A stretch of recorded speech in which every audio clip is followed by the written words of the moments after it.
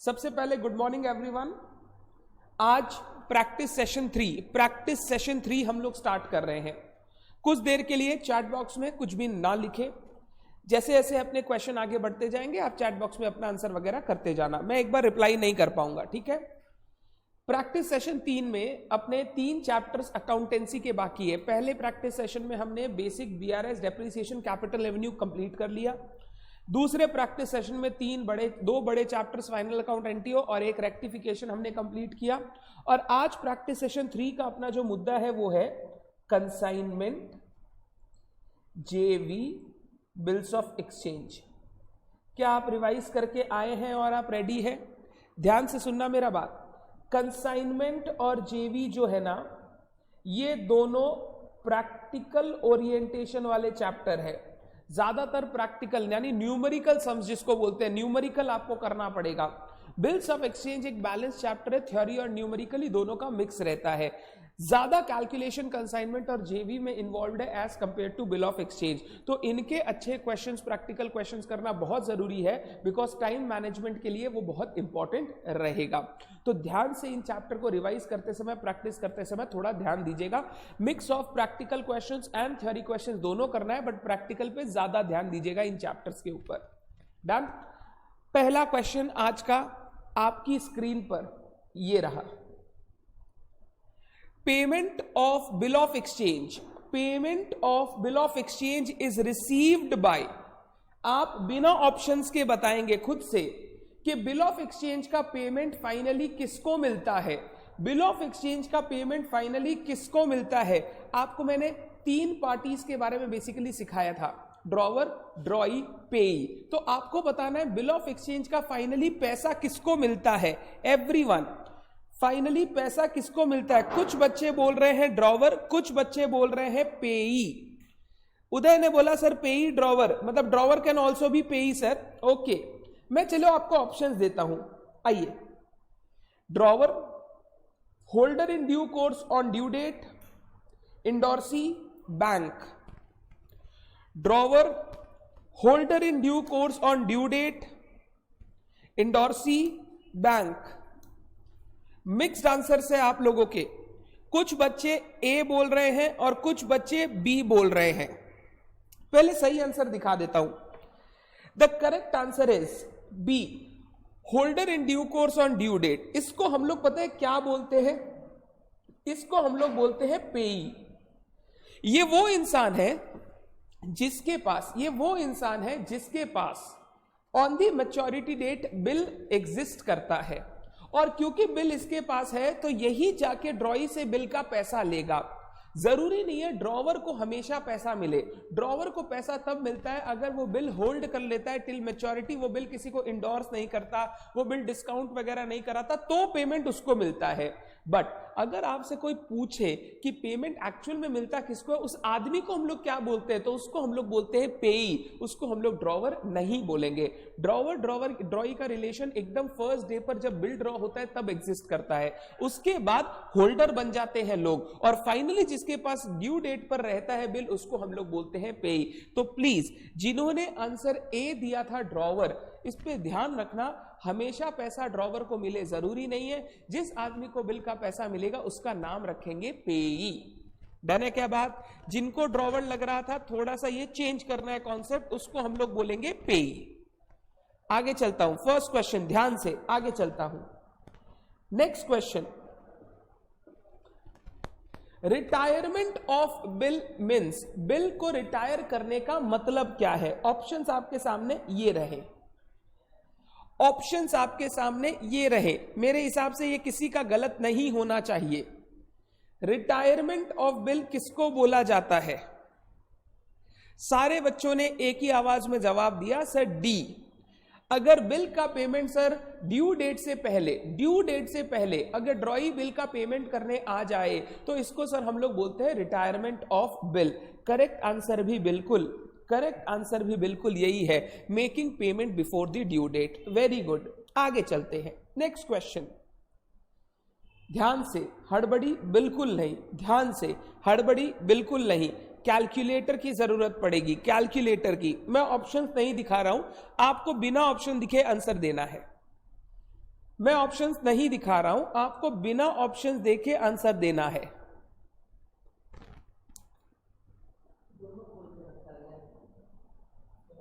उसमें रिकॉर्डिंग होता है, देखते रहता हूं कोई। 350 बच्चों ने आंसर दिया 350।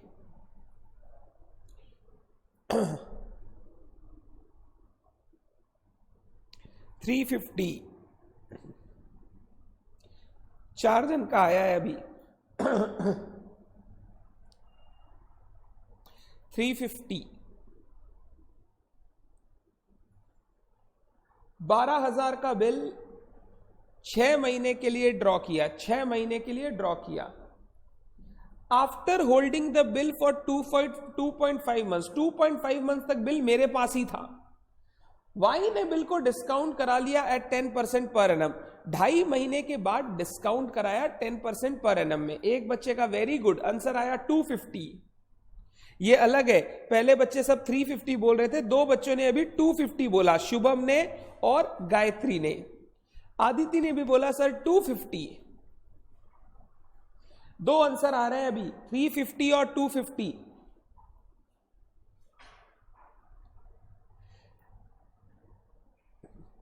$350 उजाला। मैंने आंसर अभी तक बताया नहीं है, आप आंसर निकालो फिर मैं डिस्कस करूंगा आपके साथ।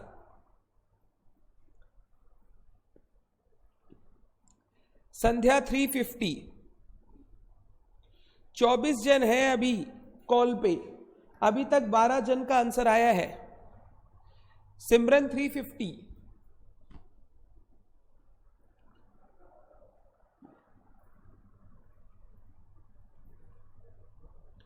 349.99 वेरी गुड। 350।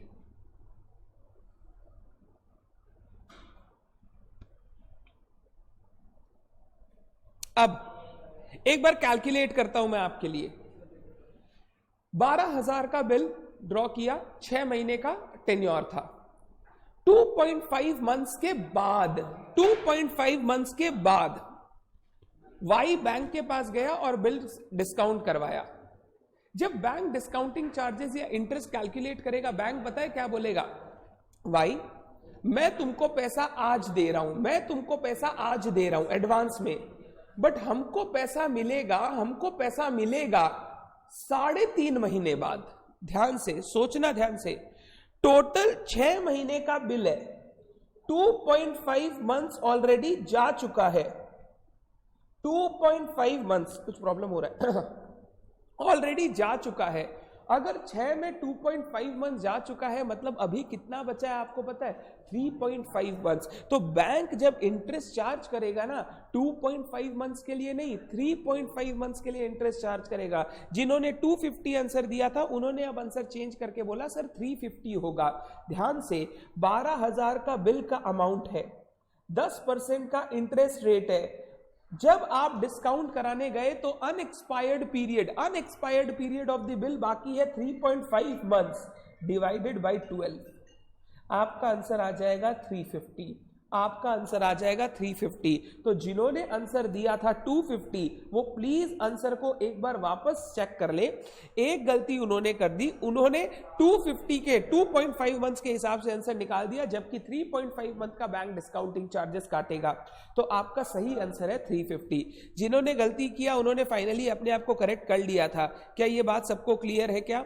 हमेशा याद रखना, हमेशा याद रखना, जो डिस्काउंटिंग चार्जेस बैंक डिडक्ट करेगा, वो डिडक्ट करेगा जितना पीरियड अभी भी बाकी है, अनएक्सपायर्ड पीरियड। 6 महीने में 2.5 महीना खत्म हो गया, तो अनएक्सपायर्ड इज 3.5 और आंसर होगा 350। एग्जाम में ना मल्टीपल चॉइस क्वेश्चन का सबसे बड़ा प्रॉब्लम यही है, जो गलती होता है सारा ऐसा गलती होता है जो तुम कभी रिकॉग्नाइज ही नहीं कर पाओगे at that point of time. उस पॉइंट ऑफ टाइम में तुमको लगेगा बिल्कुल सही है। और देखो डी में 250 आंसर भी दिया हुआ था, तो एग्जाम में कॉन्फिडेंस आ जाता है कि यार पहली बार में आंसर मिल गया तो ये तो करेक्ट, गलत हो ही नहीं सकता।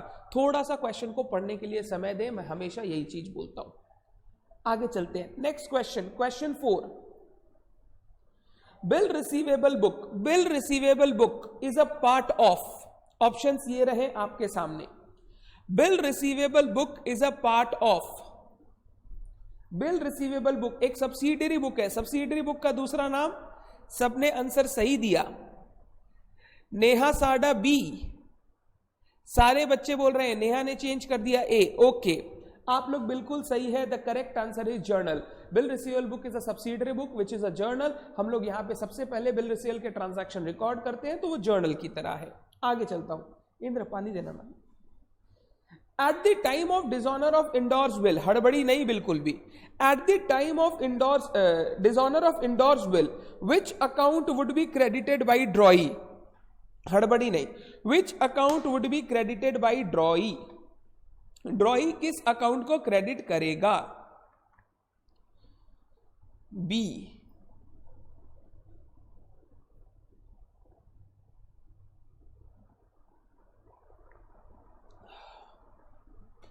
अंकित बोल रहे हैं ए,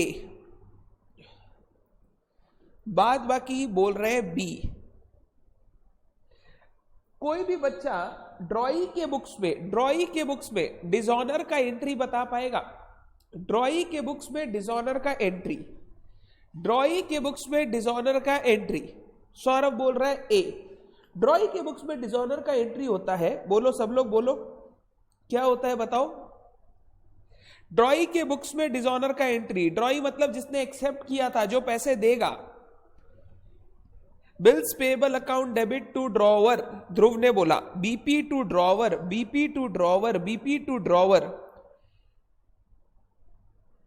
सर ए डेबिट होगा वो बोला, okay. BP to drawer, BP to drawer, very good. आपने जर्नल एंट्री बिल्कुल सही बोली। Bill payable account debit, liability एक बार खत्म हो जाएगा बिल वाला। टू ड्रॉवर, मेरा जो ड्रॉवर था वो वापस मेरा क्रेडिटर बन जाएगा। क्वेश्चन बोल रहा है which account is to be credited, sorry which account is to be credited. अगर क्वेश्चन पूछ रहा है which account is to be credited, तो आंसर होगा बी, ड्रॉवर्स अकाउंट। जिन्होंने बी बोला वो बिल्कुल सही है। एक बच्चे ने ए बोला था, एक बार चेक कर लो कहां आप गलती कर रहे हो।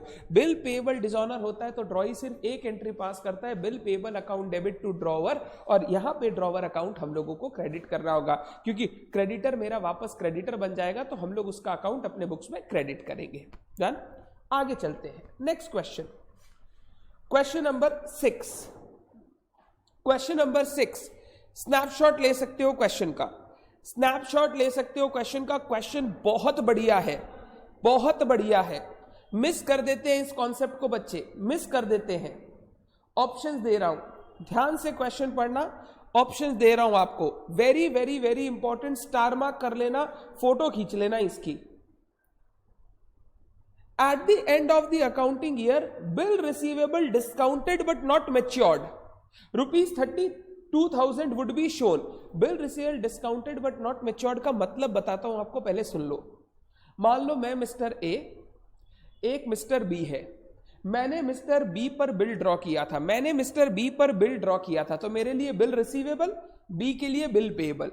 मैंने ये बिल डिस्काउंट करा लिया बैंक से, डिस्काउंट करा लिया बैंक से, तो मैंने बीआर को डिस्काउंट कराया। यही बोल रहा है बिल रिसीवेबल डिस्काउंटेड, मैंने बीआर को डिस्काउंट कराया। अब क्या हुआ, ईयर एंड हो गया, ईयर एंड हो गया, क्लोजिंग का डेट आ गया, बट अभी तक बिल का मैच्योरिटी नहीं आया है, यानी ये बिल मेरे पास इस साल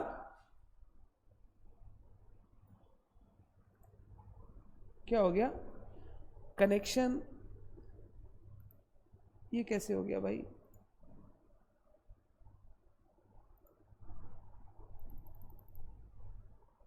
ये क्या हो गया, एक सेकेंड, कोई बात नहीं, नेटवर्क कनेक्शन वापस आ गया है।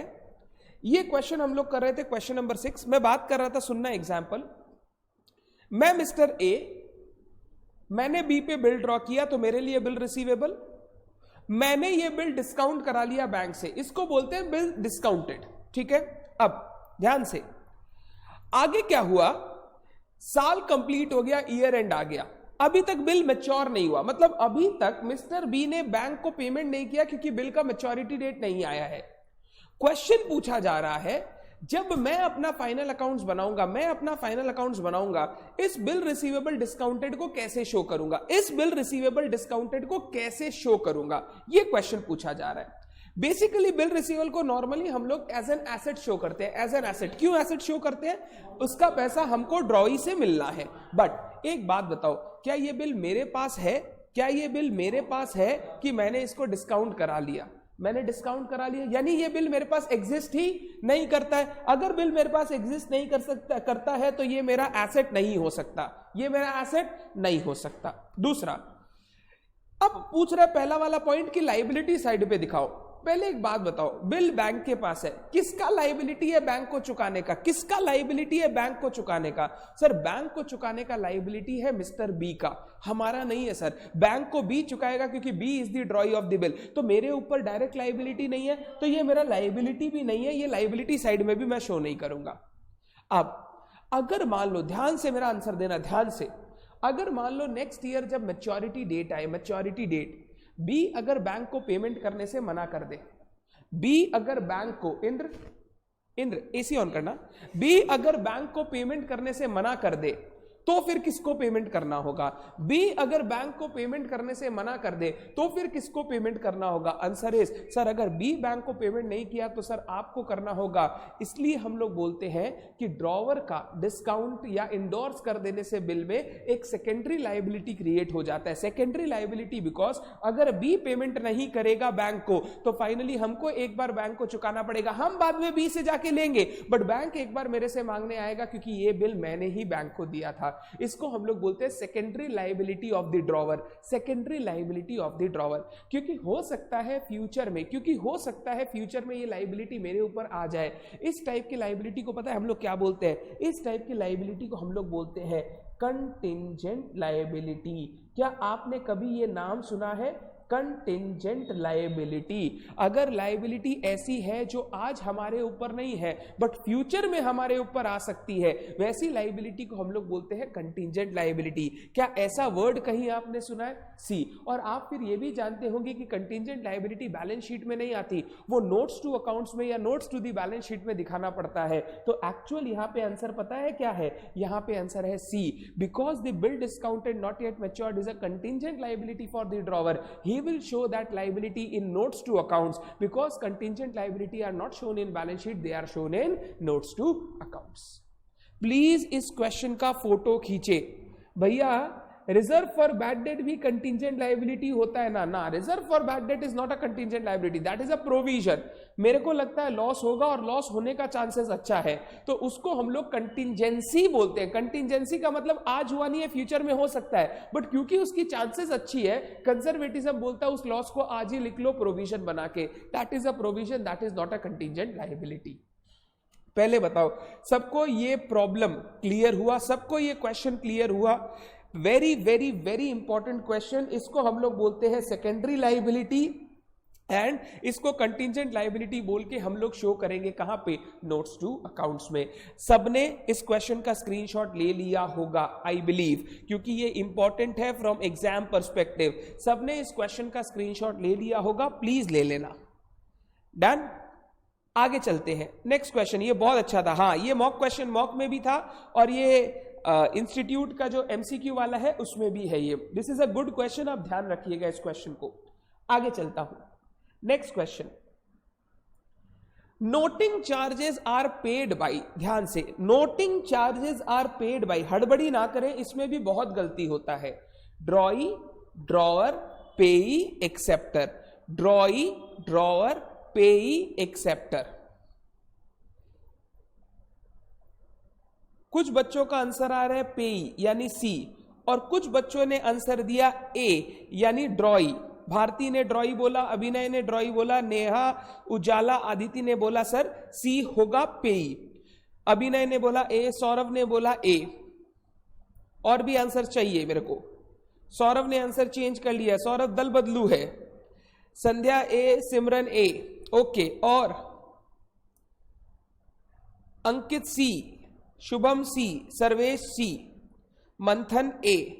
ध्रुव ने कुछ लिखा है paid by payee but bound by drawee. Very very very good Dhruv. जब नोटिंग चार्जेस की पेमेंट की बात आएगी, पेमेंट की कि एक बार इसको बियर कौन करेगा, पे कौन करेगा, पे करेगा हमेशा पेई, जिसके पास उस दिन बिल ऑफ एक्सचेंज था। नोटिंग कौन करवाता है, नोटिंग करवाता है जो होल्डर होता है ऑन द ड्यू डेट, क्योंकि होल्डर को पैसे नहीं मिले, वो नोटरी पब्लिक के पास जाके ये फैक्ट नोट करवा लेगा कि सर देखो इसका पैसा हमको नहीं मिला, ये नोटिंग करवाता होल्डर है। और फाइनली इसका नोटिंग चार्जेस फाइनली बियर करता है ड्रॉई। तो जब वर्ड बोलता है पे कौन करेगा, पेड का बात करेगा, तो ऑलवेज रिमेंबर पे करेगा पेई, पे करेगा पेई, बट फाइनली बियर कौन करेगा, फाइनली बियर करेगा हमेशा ड्रॉई। तो जिन बच्चों ने आंसर ए दिया था उन्होंने एक मिस्टेक कर दी, वापस इस क्वेश्चन को चेक कर ले। यही सारी मिस्टेक एग्जाम में होती है, ये कॉन्सेप्चुअल मिस्टेक है, सही से नहीं पढ़ने का मिस्टेक है। नोटिंग चार्जेस का पेमेंट करेगा on that date holder of the bill और payee of the bill, and noting charges finally किससे लिया जाएगा, ड्रॉई से, क्योंकि डिसऑनर उसकी गलती के कारण हुआ है, डिसऑनर हमारी गलती के कारण नहीं हुआ है। Are you through with this everyone? जिन्होंने गलती की थी, संध्या, सिमरन, मंथन, जिन्होंने गलती की थी सबको ये बात क्लियर है क्या? जरूरी है, यही सब एग्जाम में गलती होता है और हम लोगों को लगता है हमारा सही है, इंस्टीट्यूट का सारा ही आंसर गलत है। सारा आंसर गलत नहीं है, ये सारे आंसर सही हो सकते हैं। आगे चलता हूं, नेक्स्ट क्वेश्चन, ये आपका फेवरेट। मैं आंसर नहीं दूंगा, आपको निकालना है पहले, मैं ऑप्शंस नहीं दिखाऊंगा, आपको पहले आंसर निकालना है।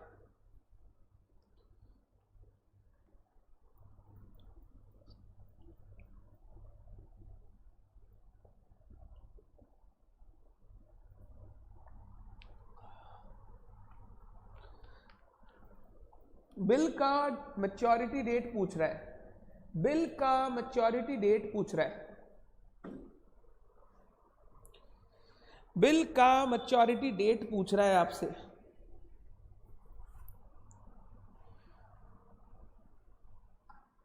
स्टडी मैट का क्वेश्चन है, ओके, तो बताइए क्या होगा आंसर। ध्रुव 14 सितंबर, नेहा 19 सितंबर, श्रद्धा 16 सितंबर, आदिति 14th, मंथन 14th, आदिति 14th अगस्त, एक बार चेक कर लो आदिति, मंथन 14 सितंबर, सिमरन 14 सितंबर, आयुष 14, उजाला 16, सिमरन 14, अंकित 14, उदय 14, गायत्री 14। ओके, 14, 13, 16, 19, चार आंसर मेरे पास सितंबर मंथ के आए हैं। लेट अस चेक, मैं आपके लिए क्वेश्चन सॉल्व करता हूं। इधर देखो, 13 जुलाई को बिल ड्रॉ किया, ठीक है, 60 डेज के लिए। अब मैं डेज काउंट कर रहा हूं, जुलाई में टोटल होता है 31 डेज, 13 डेज ऑलरेडी चला गया, तो कितना बचा, 18 दिन। जुलाई में बचा अपना 18 दिन, 18 डेज, ठीक। जुलाई के बाद अगस्त में, 18 के बाद अगस्त में, चल जा रे इंद्र, इसका पेन थोड़ा चेक करो यार, बैटरी शायद चेंज करना होगा, है तो मेरे को दीजिए ना। ठीक है, मैं बोलता हूं, सुनना, 13 दिन जुलाई का हो चुका है, तो जुलाई में बचा 18 दिन और, ठीक है। अगस्त में 31 डेज, जुलाई का 18, अगस्त का 31, कितना हो गया, 49 डेज। 49 डेज अगस्त में कंप्लीट हो गया, और कितना दिन बाकी है, 11 दिन। तो मेरा जो टेन्योर कंप्लीट हो रहा है वो कंप्लीट हो रहा है 11 सितंबर को, वो कंप्लीट हो रहा है 11 सितंबर को, वो कंप्लीट हो रहा है 11 सितंबर को। और 11 सितंबर को कंप्लीट होने के बाद 3 days of grace, 3 days of grace अगर हम ऐड करते हैं तो होता है 14 सितंबर। तो इस क्वेश्चन का आंसर है बी, 14 सितंबर। जिन्होंने 16 सितंबर किया, देखो उन्होंने क्या मिस्टेक की। ये सारे क्वेश्चन में मिस्टेक नहीं होना चाहिए, और एग्जाम में जो आंसर दिया हुआ रहेगा ना, ट्रस्ट मी, 12, 13, 14, 15, 16 सब दे देगा। तो अगर आप गलत करोगे तो आपको पता भी नहीं चलेगा कि आपने आंसर में मिस्टेक किया है। तो टोटल जुलाई में 18 दिन, उसके बाद 31 डेज अगस्त में, और फिर 11 दिन सितंबर, फिर 3 डेज ग्रेस ऐड कर दिया तो आ गया 14 सितंबर। ध्रुव पूछ रहा है sir due date maturity date में क्या फर्क है। देखो, when comes to real life बात करना, बातचीत करना, ड्यू डेट मैच्योरिटी डेट दोनों एक ही दिन को बोलते हैं। मतलब फाइनली किस दिन पेमेंट करेगा ड्रॉई हमको, बट कभी कभी कुछ कुछ आप जगह पढ़ोगे, जहां राइटिंग्स में पढ़ोगे, वहां पे आपको दिखेगा ड्यू डेट मतलब जिस दिन टेन्योर खत्म हुआ, फिर 3 days ऑफ ग्रेस ऐड किया तो मैच्योरिटी डेट आया। एग्जाम में आपको ड्यू पूछे या मैच्योरिटी पूछे, आप हमेशा 3 days ऑफ ग्रेस ऐड करके ही आंसर देना। वो वही मीन कर रहा है कि फाइनली किस दिन ड्रॉई पेमेंट करेगा पेई ऑफ द बिल को। तो 11 सितंबर में अगर मैं 3 days ऑफ ग्रेस ऐड कर दूं तो आ जाएगा 14 सितंबर। तो हमारा आंसर है 14 सितंबर। डन है बात। तो जिन्होंने 16, 15 कुछ बोला था प्लीज चेक करें, कहीं कहीं आंसर्स में मिस्टेक हुआ है। नेक्स्ट क्वेश्चन में जाता हूं, आज थोड़ा सा मिस्टेक ज्यादा कर रहे हैं, प्लीज हड़बड़ाइए मत, आराम से कैलकुलेशन कीजिए, कोई हड़बड़ी नहीं है। Question 9, Kashi draws a bill on Shyam for 5000। Kashi endorsed it to Ram, Ram endorsed, ये इंडोर्स्ड होगा, endorsed it to Rahul, the payee of the bill will be. Finally पैसा किसको मिलेगा? बच्चों ने आंसर करना शुरू कर दिया, वेरी गुड सर, कॉन्फिडेंट है सर। फाइनली बिल राहुल के पास है तो पेई भी वही है, उसी को पैसा मिलेगा। आपको ऑप्शंस दिए हुए हैं, काशी, राम, श्याम, राहुल। सबने बच्चों ने आंसर दिया सर राहुल ही आंसर होगा, बिल्कुल करेक्ट आंसर है डी, राहुल। वेरी गुड, आगे चलता हूं। नेक्स्ट, हड़बड़ी ना करें, आपको क्वेश्चन और आंसर दोनों दे दिया, कैलकुलेटर पे कैलकुलेट करके आंसर देना है फटाफट, हड़बड़ी नहीं करना है। फटाफट का मतलब हड़बड़ी नहीं होता, फटाफट का मतलब अपनी स्पीड के हिसाब से जितना जल्दी कर सको, हड़बड़ी करके नहीं।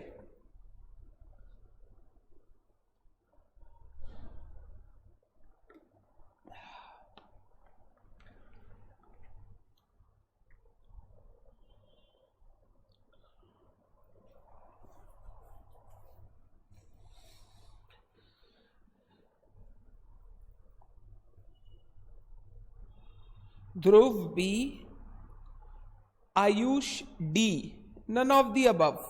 Ayush always none of the above answer करने से पहले सोचिए, यार तेरा लास्ट क्वेश्चन का आंसर तुम दिया है, please check this. B answer आ रहा है, बी। ओके, मैक्सिमम बच्चे बोल रहे हैं सर आंसर बी 6000। चेक कर लेते हैं। 3 लाख का बिल है, 1117 को ड्रॉ किया फॉर 3 months, 4217 को जाके बिल हमने डिस्काउंट कराया, 4217 को जाके बिल हमने डिस्काउंट कराया एट 12% रेट, मतलब 1 महीने के बाद डिस्काउंट कराया। तो अब महीना बचा कितना है? 2 महीना। तो बैंक जब इंटरेस्ट चार्ज करेगा 2 महीने का चार्ज करेगा। 3 लाख इंटू 12% इंटू 2/12, तो 3 लाख का 2% हो गया 6000। आपका आंसर बिल्कुल करेक्ट है 6000। आपका आंसर बिल्कुल करेक्ट है 6000। बिल्स ऑफ एक्सचेंज में इसी टाइप के प्रैक्टिकल क्वेश्चन नॉर्मली दिए जाते हैं, सीपीटी में भी ऐसा ही देता था, आप लोगों को भी ऐसा ही मिलेगा। तो ये सारे क्वेश्चन में मार्क्स उठाने की कोशिश करें। नेक्स्ट क्वेश्चन, नेक्स्ट क्वेश्चन बिना आंसर देखे आपको इसका आंसर निकालना है। कोई बात नहीं आयुष, ध्यान से कर। संध्या आपका आंसर डी गलत था, बी होगा। बिना आंसर देखे इस क्वेश्चन का आंसर आपको निकालना है। मैच्योरिटी डेट वापस, मैच्योरिटी डेट वापस,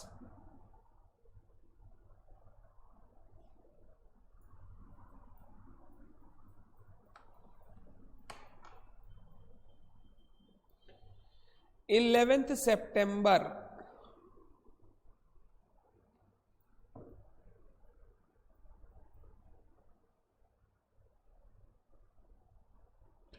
11, 10 September,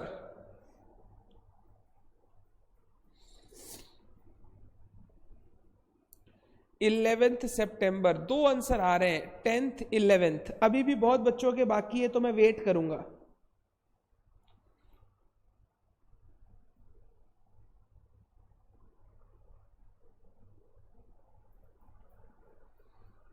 tenth, 14th September,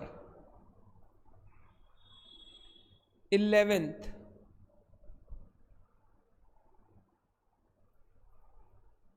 10th 11th। 2 answers में कंफ्यूजन हो रहा है 10th 11th 14th तो मेरे को थोड़ा सा ज्यादा ही गलत लग रहा है। एक बार अभिनय चेक करो, शायद क्वेश्चन आपने सही से नहीं पढ़ा हो। 10th और 11th में कंफ्यूजन है। ठीक है, क्वेश्चन पढ़ते हैं। On 1/8/15 x draws a bill on y for 30 days after sight, for 30 days after site. After site का मतलब एक्सेप्टेंस से हम लोग काउंट करेंगे 30 डेज, उसके हिसाब से ड्यू डेट कैलकुलेट करेंगे। आफ्टर साइट मतलब जिसका टेन्योर स्टार्ट होता है from the date of acceptance. Date of acceptance बता दिया 8/8/15, डेट ऑफ एक्सेप्टेंस बता दिया 8/8/15। ठीक है, अब ध्यान से मेरा बात सुनो। 8/8 से मेरे को 30 डेज काउंट करना है। अगस्त में होता है 31 डेज। 31 डेज 8 दिन चला गया तो अगस्त का कितना दिन बाकी? 23। 30 में 23 चला गया तो 7 दिन, और 7 दिन किसका बाकी? सितंबर। तो 7 सितंबर को मेरा टेन्योर कंप्लीट होगा, प्लस 3 डेज अगर कर दो तो मेरा आंसर आएगा 10th सितंबर। The correct answer is B, 10th सितंबर। जिन्होंने 11th सितंबर आंसर किया वो प्लीज चेक करें कहां उन्होंने मिस्टेक किया। अक्टूबर में, अगस्त में आपने 30 डेज ले लिए तो ये थोड़ा ब्लंडर है। ये सारी चीजें आनी चाहिए आपको। जुलाई में भी 31 होता है, अगस्त में भी 31 होता है, और बाद बाकी ऑल्टरनेटिव 31 30 31 30 ऐसे चलता है। प्लीज चेक करें। अगस्त में 31 डेज होता है, भूल ही गए थे। माय गॉड अंकित, ध्यान से, कोई बात नहीं। 10th सितंबर, सबको क्लियर है बात? आगे चलता हूं, नेक्स्ट क्वेश्चन। आप लोग आज बहुत गंदा गंदा मिस्टेक्स कर रहे हैं कुछ बच्चे। Question number 12, question number 12। Calculator, calculator try करना है आपको। क्वेश्चन नंबर 12,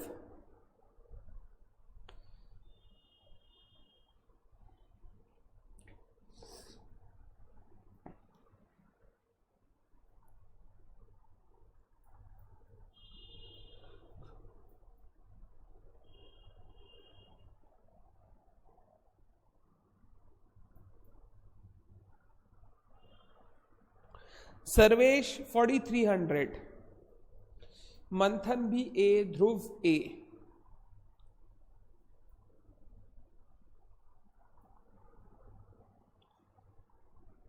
शुभम पहले बी फिर ए, गलती से लिखा गया होगा ए। ठीक है, नेहा ए, आदिति ए, लिपिका ए। और भी बच्चों के आंसर पेंडिंग है, प्लीज फर्स्ट।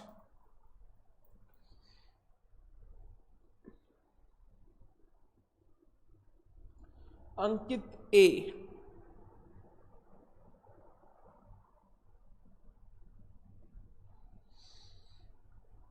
रोज मारिया ए, सिमरन ए, उदय ए। सारे बच्चों का एक ही आंसर आ रहा है ए। ओके, चेक करते हैं। A draws a bill on B for 30,000. A wants to endorse it to C in settlement of 35,000 at 2% discount with the help of B's acceptance. Okay. C पाता है हमसे 35,000, उसको हम लोग पेमेंट करेंगे एट 2% डिस्काउंट। अगर 2% का डिस्काउंट देंगे इस पर तो डिस्काउंट हो गया 700, तो बैलेंस हमको देना कितना है? 34,300, जिसमें एक हमने बी वाला बिल दे दिया, 30,000 का बी वाला बिल दे दिया, तो बैलेंस कितना बचा? 4,300। बोला balance to be paid in cash, तो कैश में हम लोगों को पे करना है 4,300। आप लोगों ने जो आंसर दिया वो बिल्कुल करेक्ट है। तो 35,000 में 700 रुपए का डिस्काउंट, 34,300, जिसमें 30,000 पे कर दिया तो बचा 4,300 जो हम लोग कैश में पेमेंट करेंगे। वेरी गुड, आगे चलते हैं। Next question. Bill is drawn by Mohan on Mahesh on 30th January 2012 for 1 month. 30th January 2012 for 1 month. Maturity date of the bill will be, आपको कैलकुलेट करना है। Maturity date of the bill will be, bill का maturity date क्या होगा?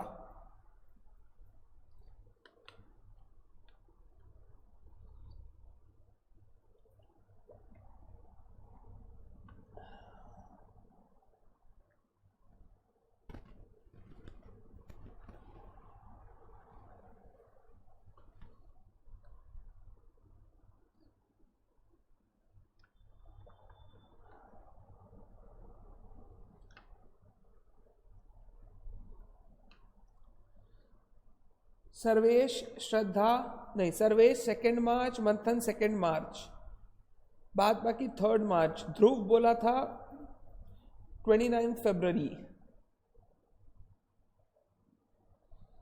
3 मार्च। Options दिखा देता हूं आपको, चलिए फॉर योर हेल्प। ऑप्शंस ये हैं 28 फेब, 2 मार्च, 3 मार्च, 4 मार्च। ध्रुव एक बार अपना आंसर जरूर चेक कर ले।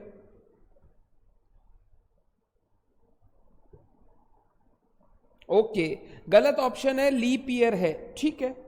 क्वेश्चन मैच्योरिटी डेट पूछ रहा है, हाँ, फाइनली किस दिन पेमेंट होगा ध्रुव। और मैंने बोला ड्यू डेट मैच्योरिटी डेट ये लोग सेम ही लेते हैं। 2 आंसर आ रहा है, बी और सी। अब ध्रुव बोल रहे 3 मार्च होगा। ओके, मतलब सही आंसर है यहां पे सी, ठीक है। Let us check. 30 जनवरी को बिल ड्रॉ किया 1 महीने के लिए। अगर 30 जनवरी से 1 महीना जोड़ूं तो ऐसे पता है कितना आता है, 30 फरवरी। बट फरवरी में तो 30 दिन होते ही नहीं, तो फरवरी में होते हैं 29 डेज। फरवरी में होते हैं 29 डेज। रूल ये बोलता है कि अगर जिस महीना में ड्यू डेट पड़ रहा है या टेन्योर खत्म हो रहा है, उस महीने में अगर वो कॉरेस्पॉन्डिंग डेट नहीं है तो उस महीने की लास्ट डे को आप मान लो कि टेन्योर कंप्लीट, और इसके बाद 3 डेज ऑफ ग्रेस ऐड कर दो तो आंसर होगा 3 मार्च। सर्वेश 2 मार्च नहीं होगा, 3 मार्च होगा। गलती कर रहे हो आप सर्वेश, गलती कर रहे हो आप। अगर मैं क्वेश्चन में 28 जनवरी देता, बिल ड्रॉ हुआ 28 जनवरी को, तब तो बोलता 28 जनवरी से 1 महीना 28 फरवरी, फिर 3 दिन 29 फरवरी, 1 मार्च, 2 मार्च। बट क्वेश्चन बोल रहा है 30 मार्च को बिल ड्रॉ हुआ था, 30 जनवरी को बिल ड्रॉ हुआ था। अगर 30 जनवरी को बिल ड्रॉ हुआ है तो 1 महीना कंप्लीट होता है 30 फरवरी। फरवरी में 30 नहीं है तो 29 फरवरी फाइनल डेट कंप्लीट, टेन्योर। अब इसके बाद 3 दिन जोड़ना होगा ना, 1 मार्च, 2 मार्च, 3 मार्च। The correct answer is 3 March 2012। The correct answer is 3 March 2012। Dhruv हड़बड़ी ना करें, सर्वेश ध्यान दे क्वेश्चन पर, थोड़ा सा क्वेश्चन को ध्यान से पढ़ें। नेक्स्ट क्वेश्चन, ये सब अच्छा क्वेश्चन है ड्यू डेट का। आगे चलता हूं, क्वेश्चन नंबर 14। क्वेश्चन नंबर 14 आपको करने का है ये क्वेश्चन। ऑप्शंस में आपके सामने रख देता हूं, लो। क्वेश्चन नंबर 14 अकोमोडेशन बिल के ऊपर छोटा सा क्वेश्चन है। अकोमोडेशन बिल के ऊपर छोटा सा क्वेश्चन है, सिंपल है। बोल रहा है भाई भाई अपने में पैसा कितना बांटेंगे, भाई भाई अपने में पैसा कितना बांटेंगे।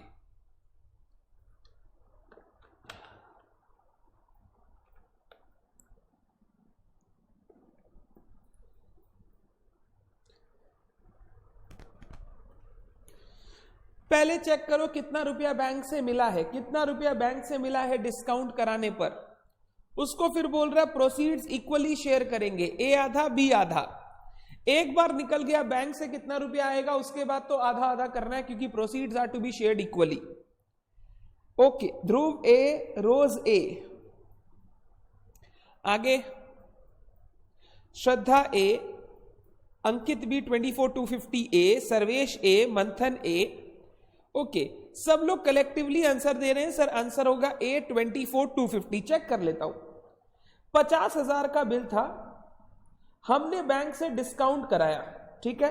तो डिस्काउंटिंग चार्जेस कितना निकला, 50,000 इंटू 12% इंटू 3 महीने का बिल। तो मेरा डिस्काउंटिंग चार्जेस निकल गया 1,500। तो हमारे पास पैसा आया 48,250। हमारे पास बैंक से पैसा आया 48,500, 250 नहीं, 48,500, 48,500। अब इसको बोला इक्वली शेयर करेगा, तो ए का शेयर आधा, बी का शेयर आधा, 24,250। आप लोगों का आंसर बिल्कुल करेक्ट है, 24,250 आप लोगों का आंसर बिल्कुल करेक्ट है, ए। Very good. आप लोगों का आंसर बिल्कुल करेक्ट है कि ए आधा लेगा और बी आधा लेगा। 48,500 का 24,250 ईच। मैं अगर एक क्वेश्चन पूछूं, डिस्काउंटिंग चार्जेस किसके पॉकेट में जाएगा, या डिस्काउंटिंग चार्जेस का खर्चा कौन बियर करेगा और कितना कितना बियर करेगा? डिस्काउंटिंग चार्जेस का खर्चा कैसे बियर किया जाएगा? सर्वेश बोल रहा है सर जैसे पैसा बांटा वैसे डिस्काउंटिंग चार्जेस बांटेगा, एंड उसने आंसर दिया 750। Very good Sarvesh. Total discounting charges 1500 है। 1500 अगर पैसा आधा आधा बांटे तो चार्जेस भी आधा आधा बांटना पड़ेगा, तो 1500 का हाफ 750 करके डिस्काउंटिंग चार्जेस ए और बी दोनों बियर करेंगे। वेरी गुड, आगे चलते हैं। Next question. अब हम लोग शुरू, ये लास्ट क्वेश्चन है बिल्स ऑफ एक्सचेंज का। ये बिल्स ऑफ एक्सचेंज का लास्ट क्वेश्चन है 15। आज मैंने क्या किया है, 15 क्वेश्चन बिल्स ऑफ एक्सचेंज, फिर 15 क्वेश्चन जेवी, और लास्ट में कंसाइनमेंट को रखा है, ताकि आप लोग एक चैप्टर पे कंसंट्रेट करो तो पूरा उसी का क्वेश्चन होते रहे। एग्जाम में हमेशा मिक्स करके आता है, इसीलिए अभी तक मिक्स करके कर रहा था, बट क्योंकि इन चैप्टर्स में बहुत कैलकुलेशन है, मैंने इनको पार्ट्स में डिवाइड कर दिया। ये क्वेश्चन आपको करने का, आप कर सकते हैं, वेरी सिंपल। खाली क्वेश्चन दिखने में बड़ा है, जब क्वेश्चन दिखने में बड़ा हो हमेशा लास्ट लाइन पढ़ो। बोल रहा है अमाउंट ऑफ डेफिशिएंसी कितना होगा? अमाउंट ऑफ डेफिशिएंसी कितना होगा? बैड डेट या डेफिशिएंसी, दोनों एक ही चीज होता है। एक जन के लिए बैड डेट, दूसरे जन के लिए डेफिशिएंसी। बोल रहा है अमाउंट ऑफ डेफिशिएंसी कितना होगा? 1 मिनट में निकल जाएगा, आप आराम से क्वेश्चन पढ़ो, किसी का गलती नहीं होगा। गलती सिर्फ हड़बड़ी से होता है।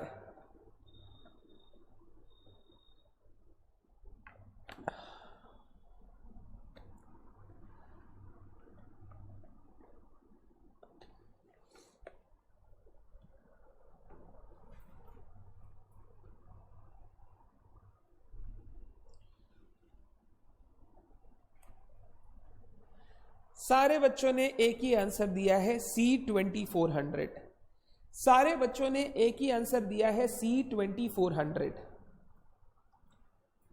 सर 4,000 रुपया पाना था, 4,000 रुपया पाना था, 40% उसका एस्टेट हमें पे करेगा, 40% पे करेगा, तो बैलेंस 60% पे नहीं करेगा। ये 60% नीलम के लिए बैड डेट और धीमन के लिए डेफिशिएंसी। तो सर 4,000 का 60% कैलकुलेट कर लो, 4,000 का 60% कैलकुलेट कर लो।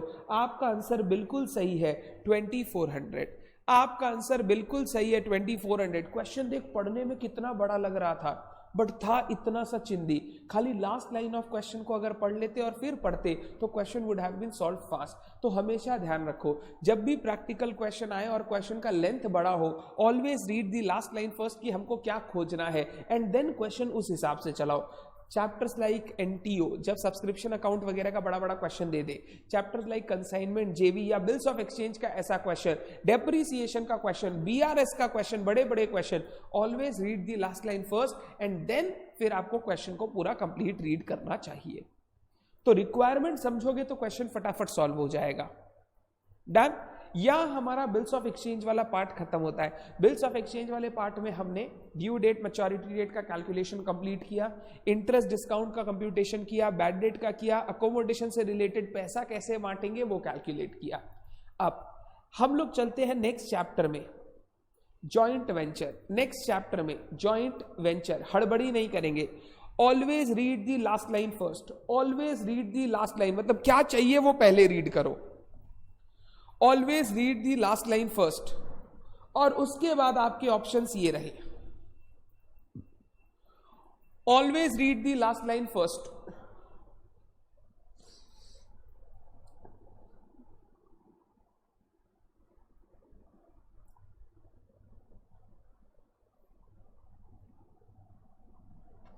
प्रॉफिट कैलकुलेट करना है, प्रॉफिट, जॉइंट वेंचर बिजनेस का प्रॉफिट, जॉइंट वेंचर बिजनेस का प्रॉफिट कैलकुलेट करना है।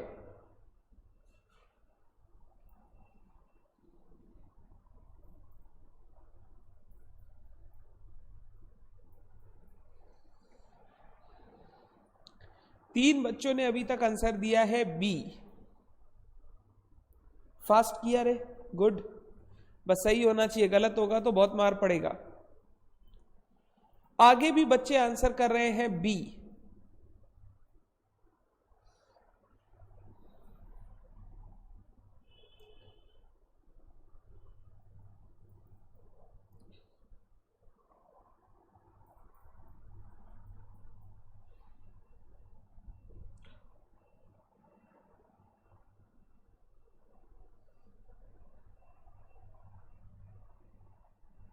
हाँ सर्वेश, मेरा तेरे से बात हो गया, आप जा सकते हो सर्वेश अपनी क्लास के लिए।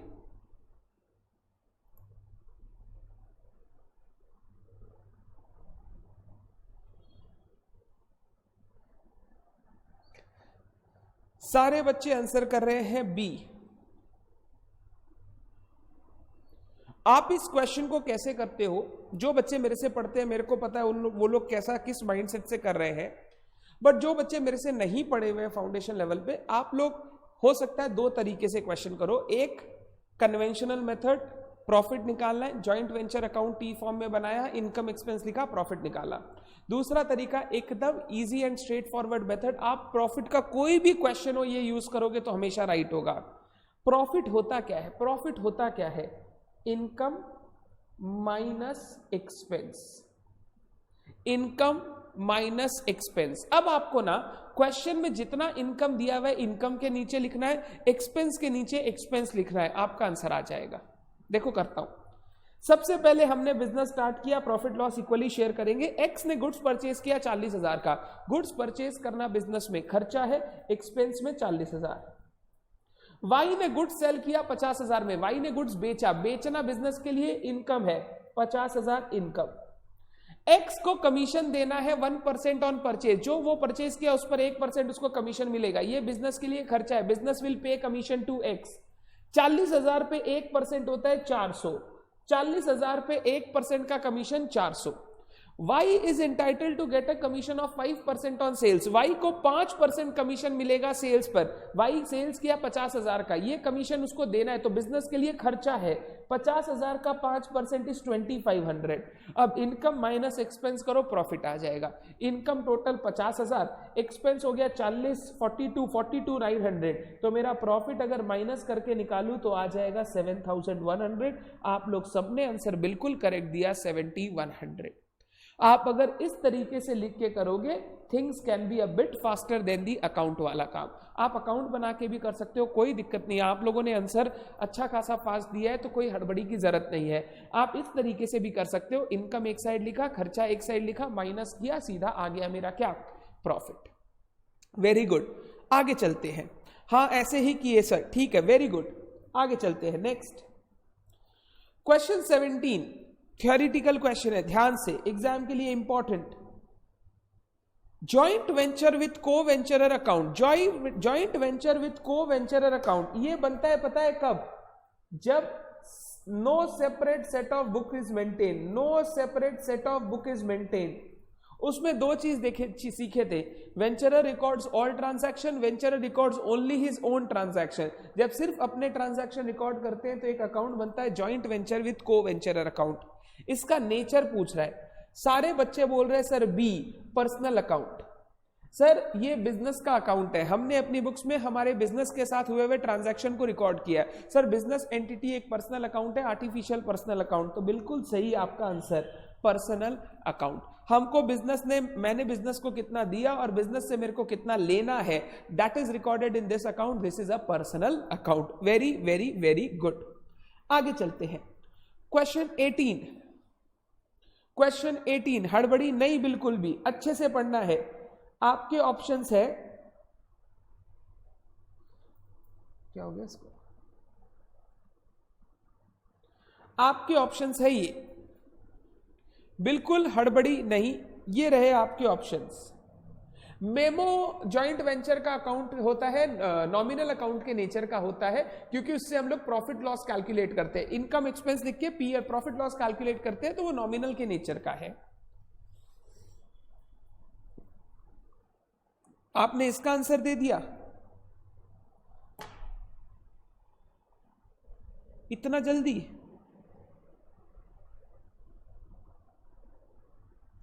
सावधानी हटी, दुर्घटना घटी, हड़बड़ी नहीं।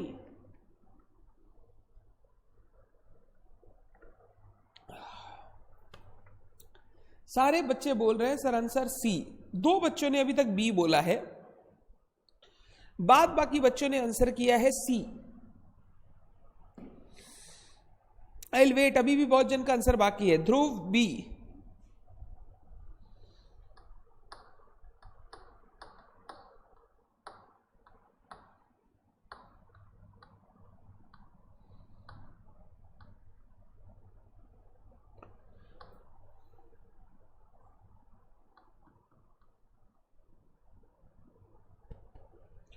और आंसर आने चाहिए। उदय बी, लिपिका ने आंसर चेंज किया सी से बी।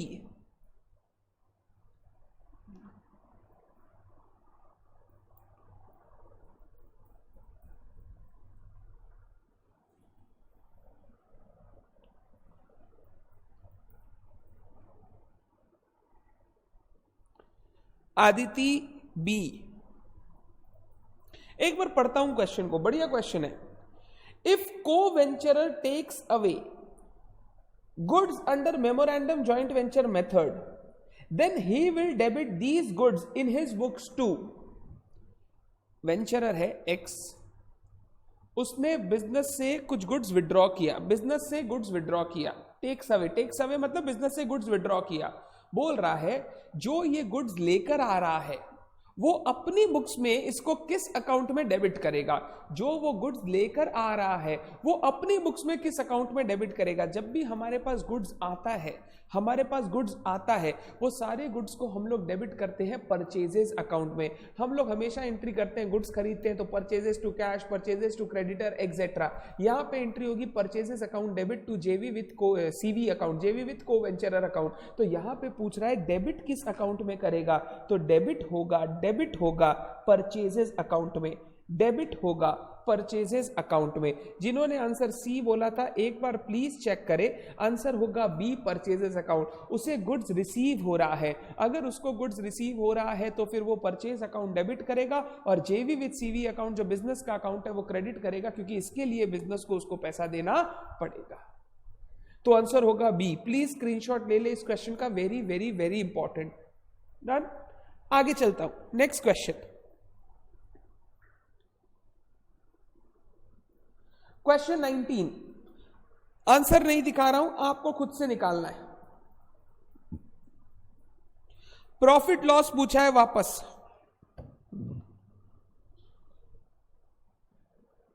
बढ़िया क्वेश्चन है, a very very very good question.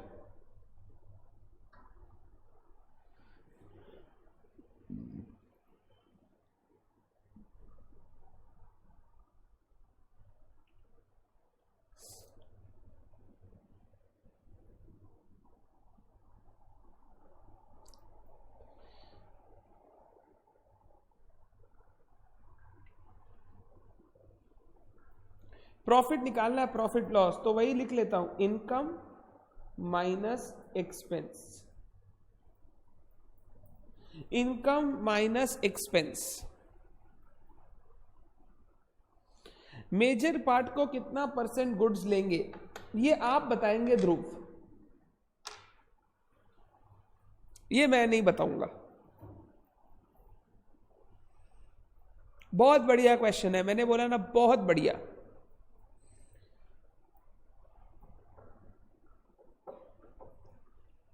और ऑप्शन चाहिए तो मैं ऑप्शन भी आपको दे सकता हूं।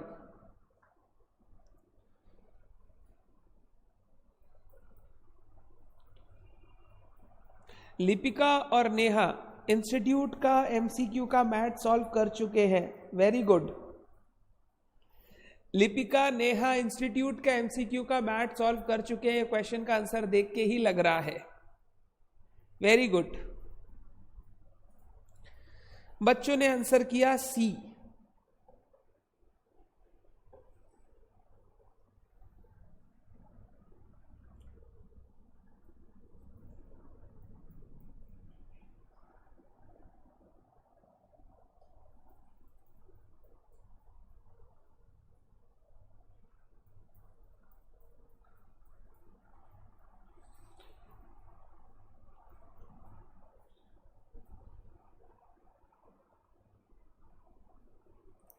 नेहा बोल रही है आंसर याद है सर, बस यही एग्जाम में सबसे बड़ा भूल करके जा रहे हैं आप।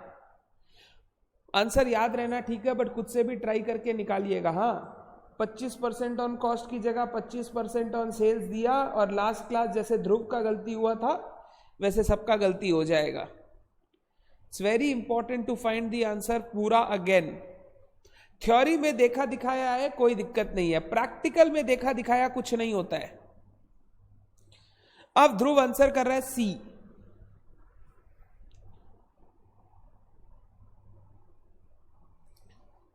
एक्सप्लेन करूं क्वेश्चन को? बहुत बच्चों के आंसर आ गए, बहुत बच्चे शायद ट्राई कर रहे हैं। एक्सप्लेन करता हूं, मेरी हेल्प ले लो।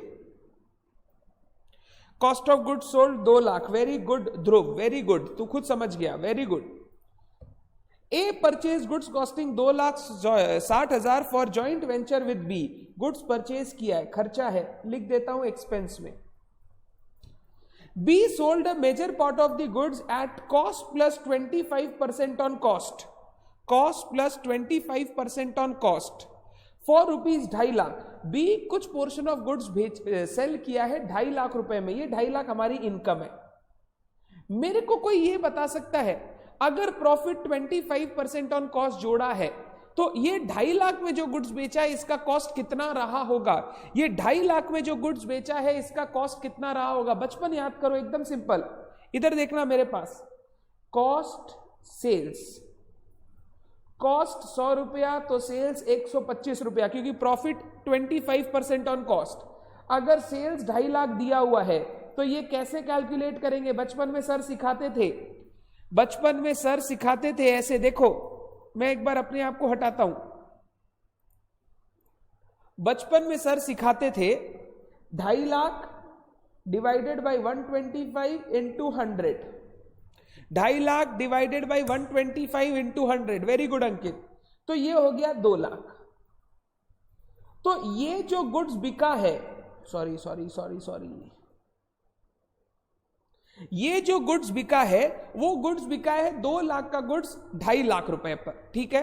अभी भी कितने का गुड्स बचा है? कितने का गुड्स बचा है सर? 60,000 का गुड्स बचा है। आगे बोला balance of goods were taken over by B at cost less 10%। जो बचा हुआ गुड्स है वो बी लेके चला गया कॉस्ट लेस 10% पर। मतलब अगर 60,000 का गुड्स बचा है वो 10% वैल्यू कम करके यानी 54,000 में गुड्स ले गया। अगर बी गुड्स लेके जा रहे हैं तो बिजनेस बी से पैसा लेगा। बिजनेस के लिए ये इनकम है, तो बिजनेस की इनकम हो गई 2.5 लाख और 54,000। बिजनेस का खर्चा हो गया 260। अब आप इसको करके अपना प्रॉफिट कैलकुलेट कर लो। प्रॉफिट हो गया 44,000। क्वेश्चन में सबसे अच्छा बात यही था, ये बैलेंस गुड्स कितना है ये आपको कैलकुलेट करना था। आपको पहले चेक करना है 2,60,000 में 2 लाख का गुड्स सेल हो चुका है, तो 60,000 का गुड्स लेके गया है। 60,000 का गुड्स लेके गया है 10% लोअर पे, तो 54 मेरा सेल्स वैल्यू ऐड हो जाएगा इनकम में। मेरा आंसर हो गया 44,000। क्या सारे बच्चों को ये तरीका समझ में आया? सर कॉस्ट ऐसे नहीं निकाल के और कोई तरीका है? ऐसे निकाल लो यार। 1/4 प्रॉफिट ऑन कॉस्ट है, 1/4 ऑन कॉस्ट, तो सेल्स के ऊपर 1/5। अब 2.5 लाख का सेल्स है, 1/5 प्रॉफिट है, माइनस कर दो। 2.5 लाख का सेल्स है, 1/5 प्रॉफिट है, माइनस कर दो, तो 2 लाख रुपए का कॉस्ट आ जाएगा। वैसे भी आप कर सकते हो, कोई दिक्कत नहीं, और ऐसे भी आप कर सकते हो, कोई दिक्कत नहीं है। बट आपको ये कैलकुलेट करना है कि कितना गुड्स हमारे पास बाकी है, जो मिस्टर बी लेकर गया है उसी के हिसाब से इनकम कैलकुलेट होगा। Very good question. प्लीज सारे बच्चे इस क्वेश्चन को, ये एमसीक्यू बुक में दिया हुआ क्वेश्चन है, इस क्वेश्चन को सारे बच्चे स्क्रीनशॉट कर लो। अच्छा समता, हाँ ये गुड अच्छा क्वेश्चन था। ये जब मैं भी पहली बार पढ़ा ना, जो ध्रुव को क्वेश्चन था ना, ध्रुव को, कि सर कितना मेजर पार्ट ऑफ गुड्स बिक गया, मेरे को भी लगा यार क्वेश्चन थोड़ा सा अलग दिया, गलत दिया यार। बट मैंने जब देखा 25% का वैल्यू इंफॉर्मेशन दिया हुआ है, तब मैं समझा cost of goods can be calculated. फिर मैंने कॉस्ट ऑफ गुड्स कैलकुलेट किया। डन। आगे चलते हैं next question, question number 20।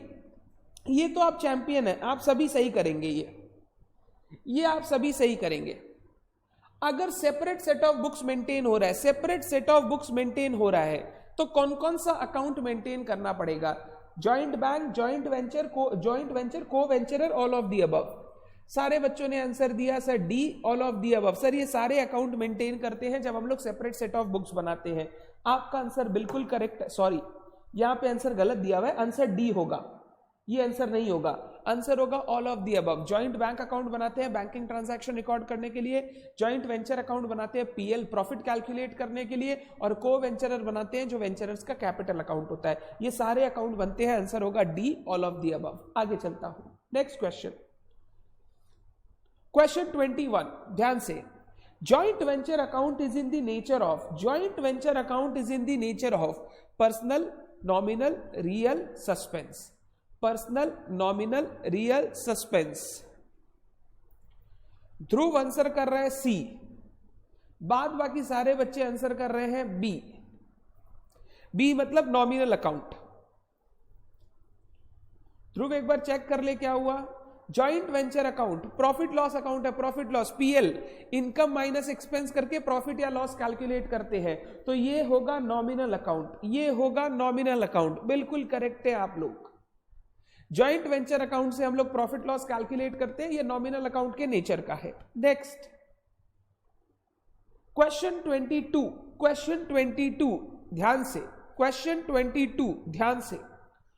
If unsold goods costing 20,000 is taken over by the वेंचरर for 15,000, unsold goods मतलब बचा हुआ गुड्स अगर वेंचरर लेके जा रहा है 15,000 में, तो जॉइंट वेंचर अकाउंट यानी पीएल अकाउंट में क्रेडिट कितना करेंगे, क्रेडिट कितना करेंगे, इनकम कितना दिखाएंगे, पीएल अकाउंट में इनकम कितना दिखाएंगे,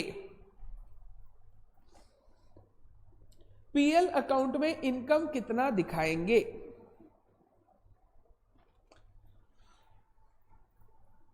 $20,000 का गुड्स मिस्टर बी वेंचरर 15,000 में लेके जा रहा है, बोल रहा है जॉइंट वेंचर यानी पीएल अकाउंट में क्रेडिट कितना करेंगे। सर क्रेडिट करेंगे जितना हमने इनकम कमाया है बिजनेस ने। सर अगर वो 15,000 में गुड्स लेके गया है तो बिजनेस को तो उससे 15,000 ही मिलेगा, तो answer is B 15,000, answer is B 15,000। Ujala please check कीजिएगा आपका आंसर, गलती किया आपने। बोल रहा है 20,000 का गुड्स अगर 15,000 में वेंचर लेके जाए तो कितने का हम लोगों को क्रेडिट करना है जॉइंट वेंचर।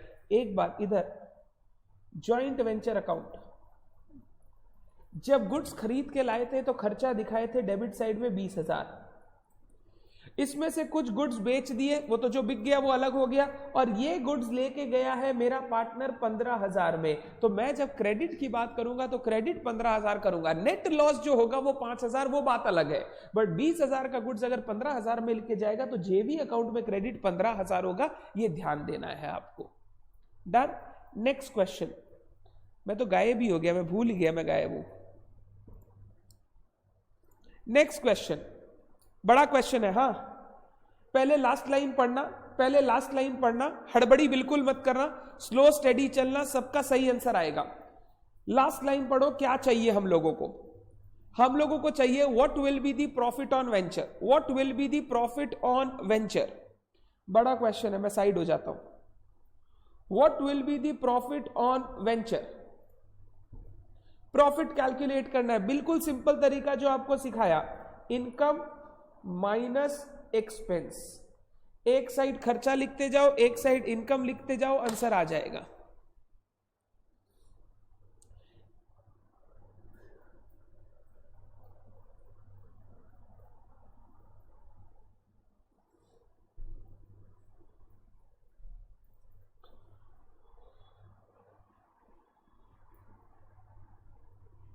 क्वेश्चन बड़ा है इसीलिए हमेशा लास्ट लाइन पहले पढ़ना चाहिए, लास्ट लाइन पहले पढ़ना चाहिए।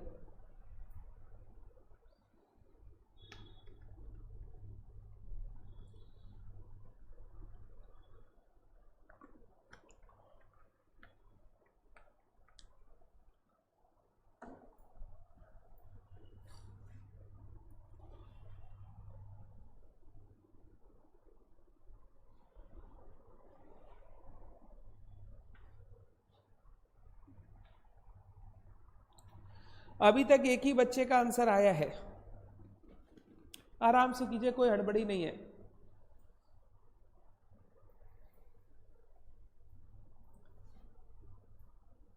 ध्रुव हड़बड़ाता ही क्यों है बेकार का।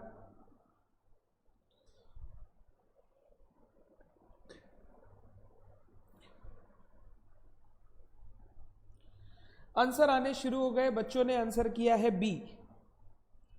आंसर आने शुरू हो गए, बच्चों ने आंसर किया है बी।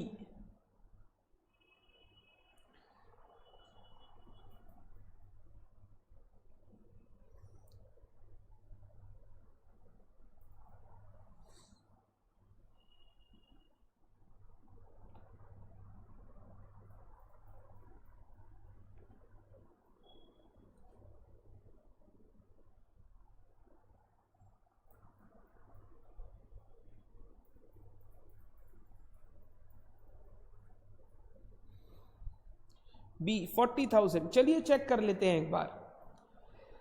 सबसे पहला 1.5 लाख रुपए का परचेज ऑफ मटेरियल खर्चा, फिर वेजेस 80,000 का खर्चा, एक्सपेंसेस 5,000 15,000 सब खर्चा, कोई भी दिया हो फर्क नहीं पड़ता, प्रॉफिट कैलकुलेट करना है हमको। ये तो नहीं देखना कि कौन किसको कितना रुपया मिलेगा, हमको सिर्फ प्रॉफिट कैलकुलेट करना है।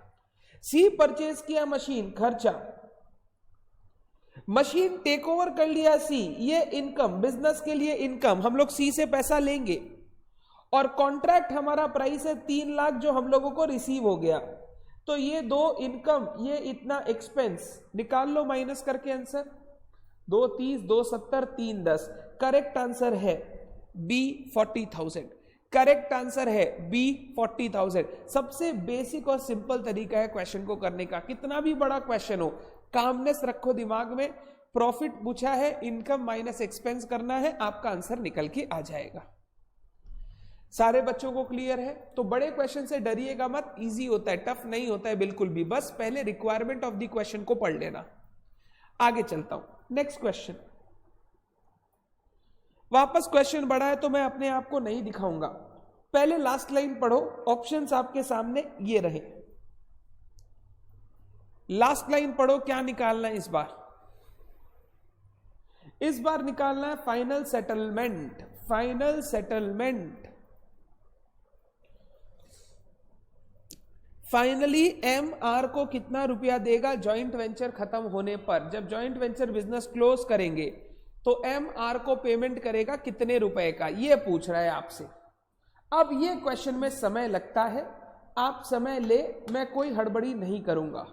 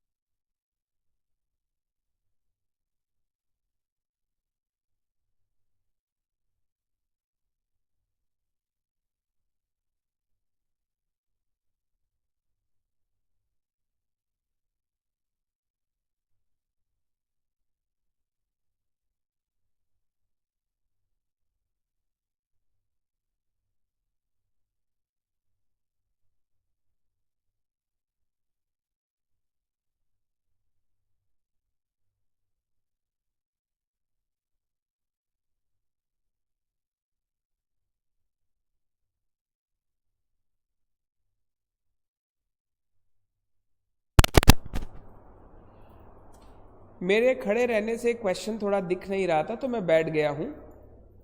आपको दिख नहीं रहा क्वेश्चन, लीजिए मैं क्वालिटी को एडजस्ट कर देता हूं।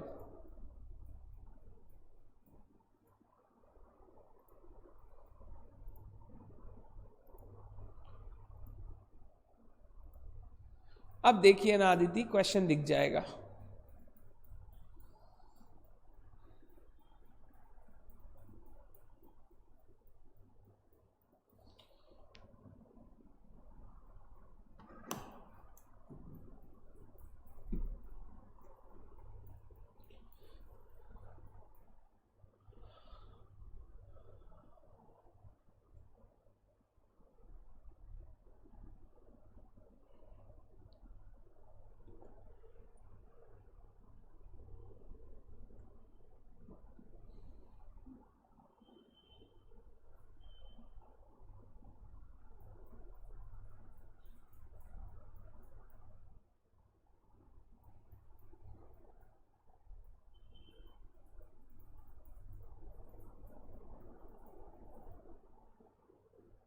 एक आंसर आया है अभी तक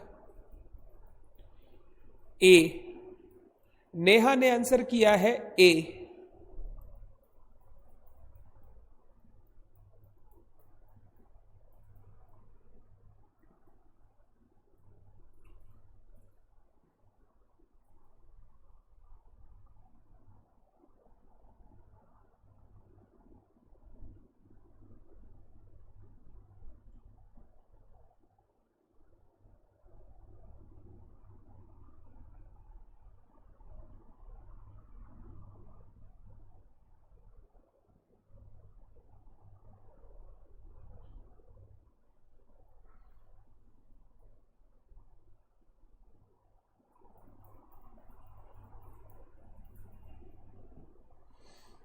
ध्रुव, आदिति, आयुष, इन्होंने भी आंसर किया ए। लिपिका ए।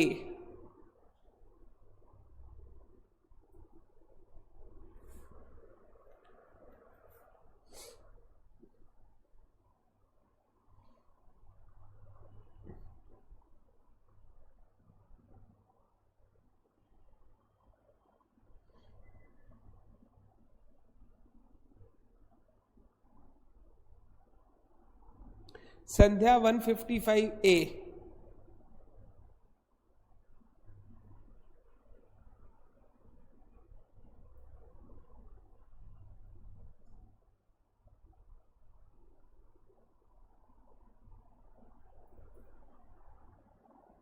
मैं एक्सप्लेन करूं? अगर आप बोलो तो मैं एक्सप्लेन करूं, जो बच्चे रह गए हैं, या आप ट्राई कर रहे हो तो मैं वेट कर लेता हूं।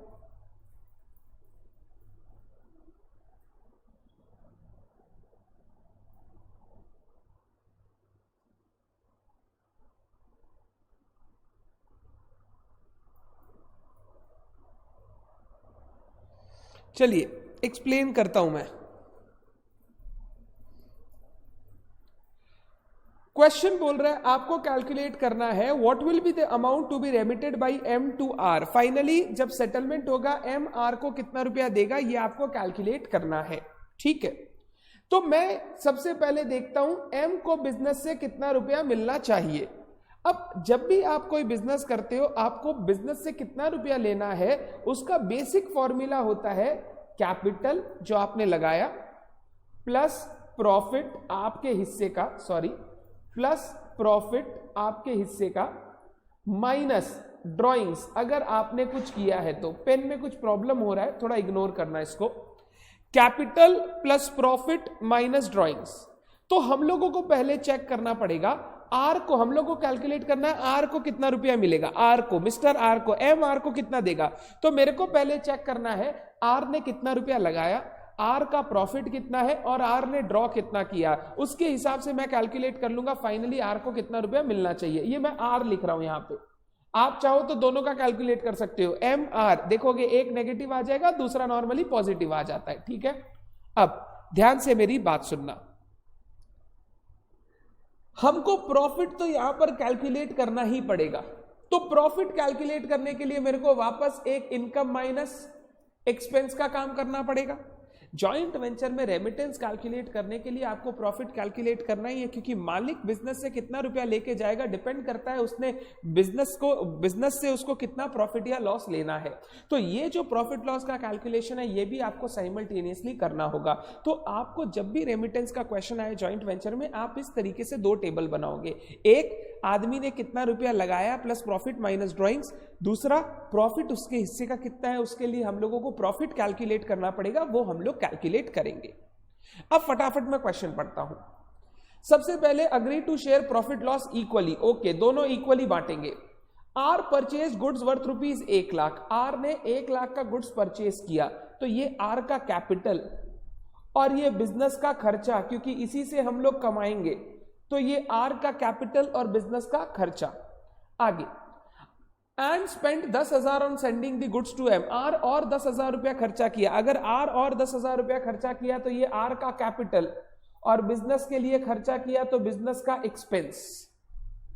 अगर मालिक बिजनेस के लिए कुछ खर्चा करता है तो ये बिजनेस के एक्सपेंस बोल के पीएल में जाता है और कैपिटल में हम लोग दिखाते हैं ऐड करके। वही काम मैं कर रहा हूं। Next, he also paid 5,000 for insurance, और 5,000 का खर्चा किया इंश्योरेंस, तो उसकी कैपिटल में जुड़ गया और बिजनेस का एक्सपेंस। एम 10,000 स्पेंड किया सेलिंग एक्सपेंस के लिए, एम 10,000 स्पेंड किया, तो ये एम का कैपिटल है और बिजनेस का खर्चा भी है, तो बिजनेस के एक्सपेंस में मैंने 10,000 दिखा दिया। आगे, and sold goods for 2 lakh, 2 lakh रुपए में गुड्स बेचा, ये बिजनेस का इनकम। कौन बेचा? एम बेचा, आर ने नहीं, एम ने बेचा, पैसा एम के पास है। Remaining goods way taken over by him, him मतलब एम, 5,000 में, तो ये बिजनेस का इनकम। अब पूछ रहा है बताओ एम आर को कितना देगा, यानी आर को कितना रुपया मिलेगा। पहले प्रॉफिट कैलकुलेट करते हैं, पहले प्रॉफिट कैलकुलेट करते हैं। 2,05,000 और इधर 1,25,000, तो प्रॉफिट आ गया 80,000 रुपया, प्रॉफिट 80,000।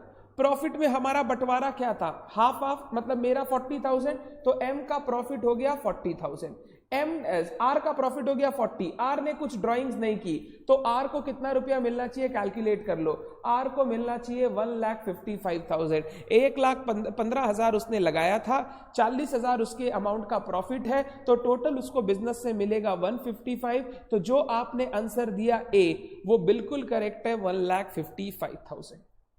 जॉइंट वेंचर चैप्टर में अगर आपको प्रॉफिट कैलकुलेट करना है, सबसे बेसिक तरीका इनकम माइनस एक्सपेंस। अगर आपको यह कैलकुलेट करना है कि किस मालिक को कितना रुपया मिलेगा, तो फिर आपको इस इनकम माइनस एक्सपेंस यानी प्रॉफिट के साथ साथ यह कैलकुलेट करना होगा कि किसका कितना हिस्सेदारी है, किसने कितना पैसा लगाया। तो capital plus profit minus drawing, ये एक कैलकुलेशन हो गया, और प्रॉफिट का कैलकुलेशन हम लोग अलग से करेंगे, इनकम माइनस एक्सपेंस।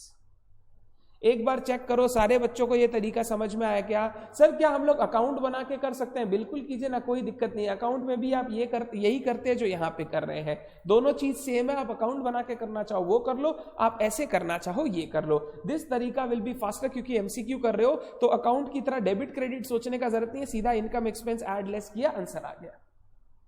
क्या सारे बच्चों को क्लियर है? This question is very very important, please screenshot ले लो। मैं हूं नहीं तो स्क्रीनशॉट आपका अच्छा आ जाएगा पूरा आंसर के साथ,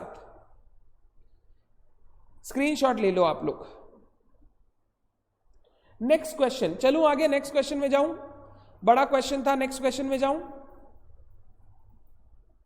चलिए नेक्स्ट क्वेश्चन, क्वेश्चन 25। क्वेश्चन 25, पहले लास्ट लाइन पढ़ना है, हमेशा पहले लास्ट लाइन पढ़ना है। अमाउंट ऑफ रेमिटेंस पूछा है, रेमिटेंस। ऑप्शंस दे देता हूं, आप लोग खुद ट्राई करो,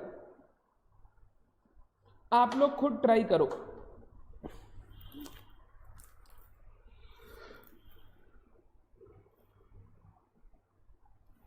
रेमिटेंस के लिए प्रॉफिट कैलकुलेट करना ही पड़ेगा, प्रॉफिट कैलकुलेट करना ही पड़ेगा, क्योंकि वेंचरर अपने हिस्से का प्रॉफिट भी बिजनेस से लेकर जाएगा, तो प्रॉफिट कैलकुलेट करना ही पड़ेगा।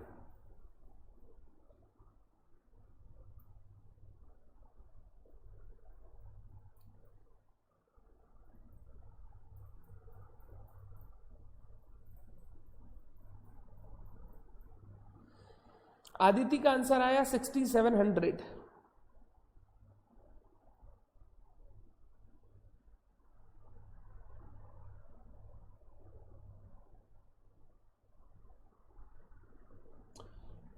नेहा भी ए 6,700, संध्या भी ए 6,700, लिपिका भी ए।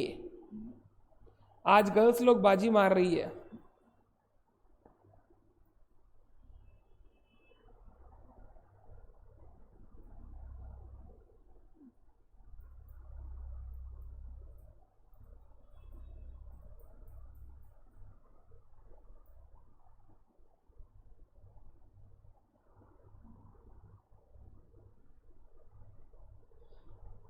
ए आंसर आ रहा है बच्चों का। अभी भी बहुत लोग बाकी है तो मैं वेट करूंगा।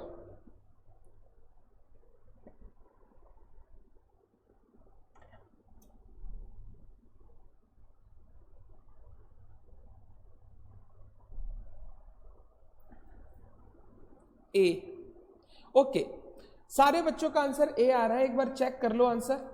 ए is correct, A is correct. वैसे ही वापस एक बार रिवाइज करवा दूं सॉल्व करके, ताकि आपको ये सब याद रहे। मेरे को रेमिटेंस कैलकुलेट करना है, बोल रहा है एन एम को कितना रेमिट करेगा, तो एम को कितना रुपया मिलेगा वो निकालना है, और इधर मेरे को प्रॉफिट भी कैलकुलेट करना पड़ेगा। सबसे पहले एम गुड सप्लाई किया तो एम का कैपिटल ऐड कर दो, खर्चा भी किया और ये बिजनेस का एक्सपेंस। एन गुड्स सेल किया, एन गुड्स सेल किया 7,000 रुपए, 7,500 में बिजनेस का इनकम, और ये पैसा एन के पास है, ठीक है। वो कुछ खर्चा किया 200 रुपया, ये एन खर्चा किया, उसका कैपिटल और बिजनेस का एक्सपेंस। प्रॉफिट शेयरिंग रेशियो बोला इक्वल, चलो प्रॉफिट कैलकुलेट करते हैं। मेरे हिसाब से प्रॉफिट आ रहा है 1200, 7500 माइनस 6300, 1200।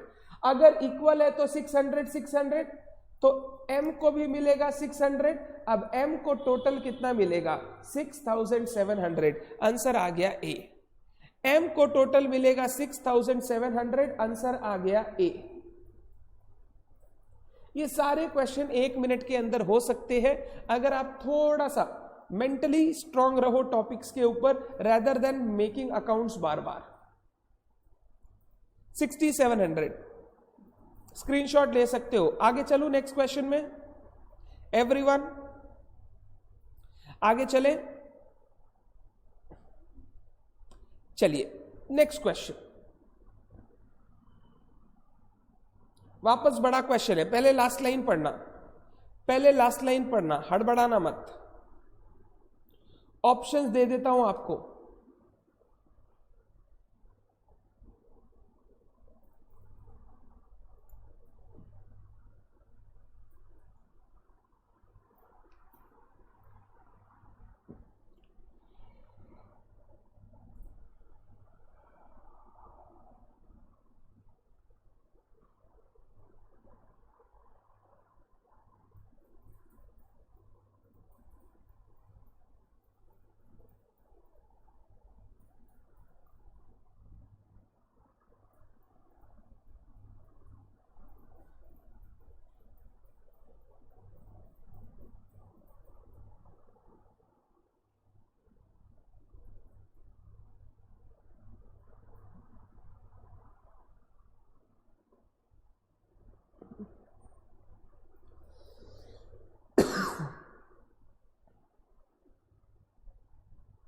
प्रॉफिट कैलकुलेट करना है, इनकम माइनस एक्सपेंस।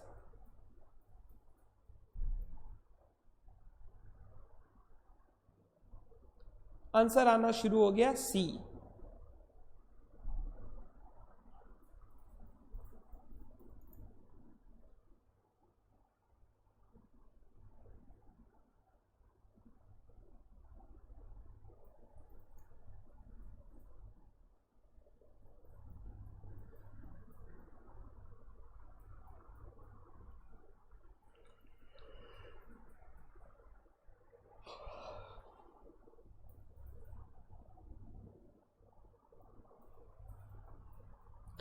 बच्चों का आंसर आ रहा है सी।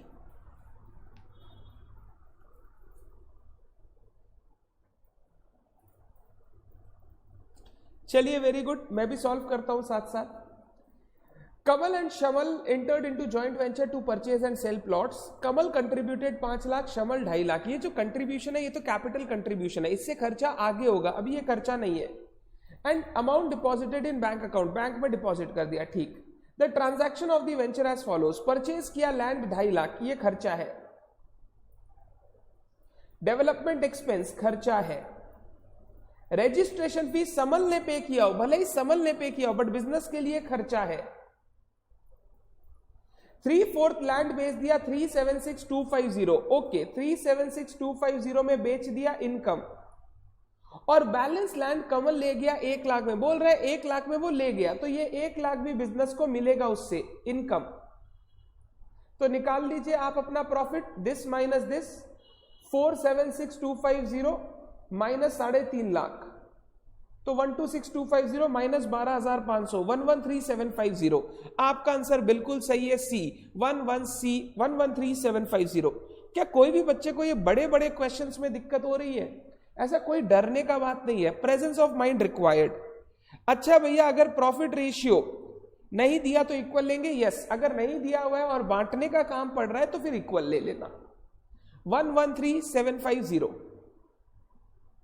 तो देखो कितना भी बड़ा क्वेश्चन आए, डरने का कुछ नहीं है, बस ध्यान से क्वेश्चन को पढ़ना है। पहले हमेशा लास्ट लाइन पढ़ो ताकि क्वेश्चन में क्या सोचना है वो दिमाग चलना शुरू हो जाए। नेक्स्ट क्वेश्चन, आप स्क्रीनशॉट ले सकते हो। नेक्स्ट क्वेश्चन 27, वापस प्रॉफिट लॉस का कैलकुलेशन ट्राई करें आप लोग। अच्छा क्वेश्चन है ये, स्क्रीनशॉट पहले ही ले लो, एम्बिगुअस है।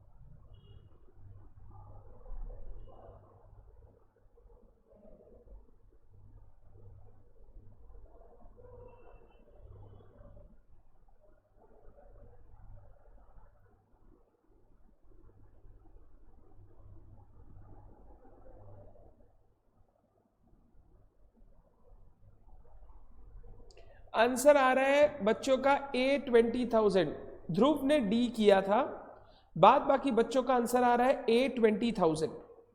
एम्बिगुअस है, मैंने बोला था, थोड़ा सा दिमाग लगाने का चीज है।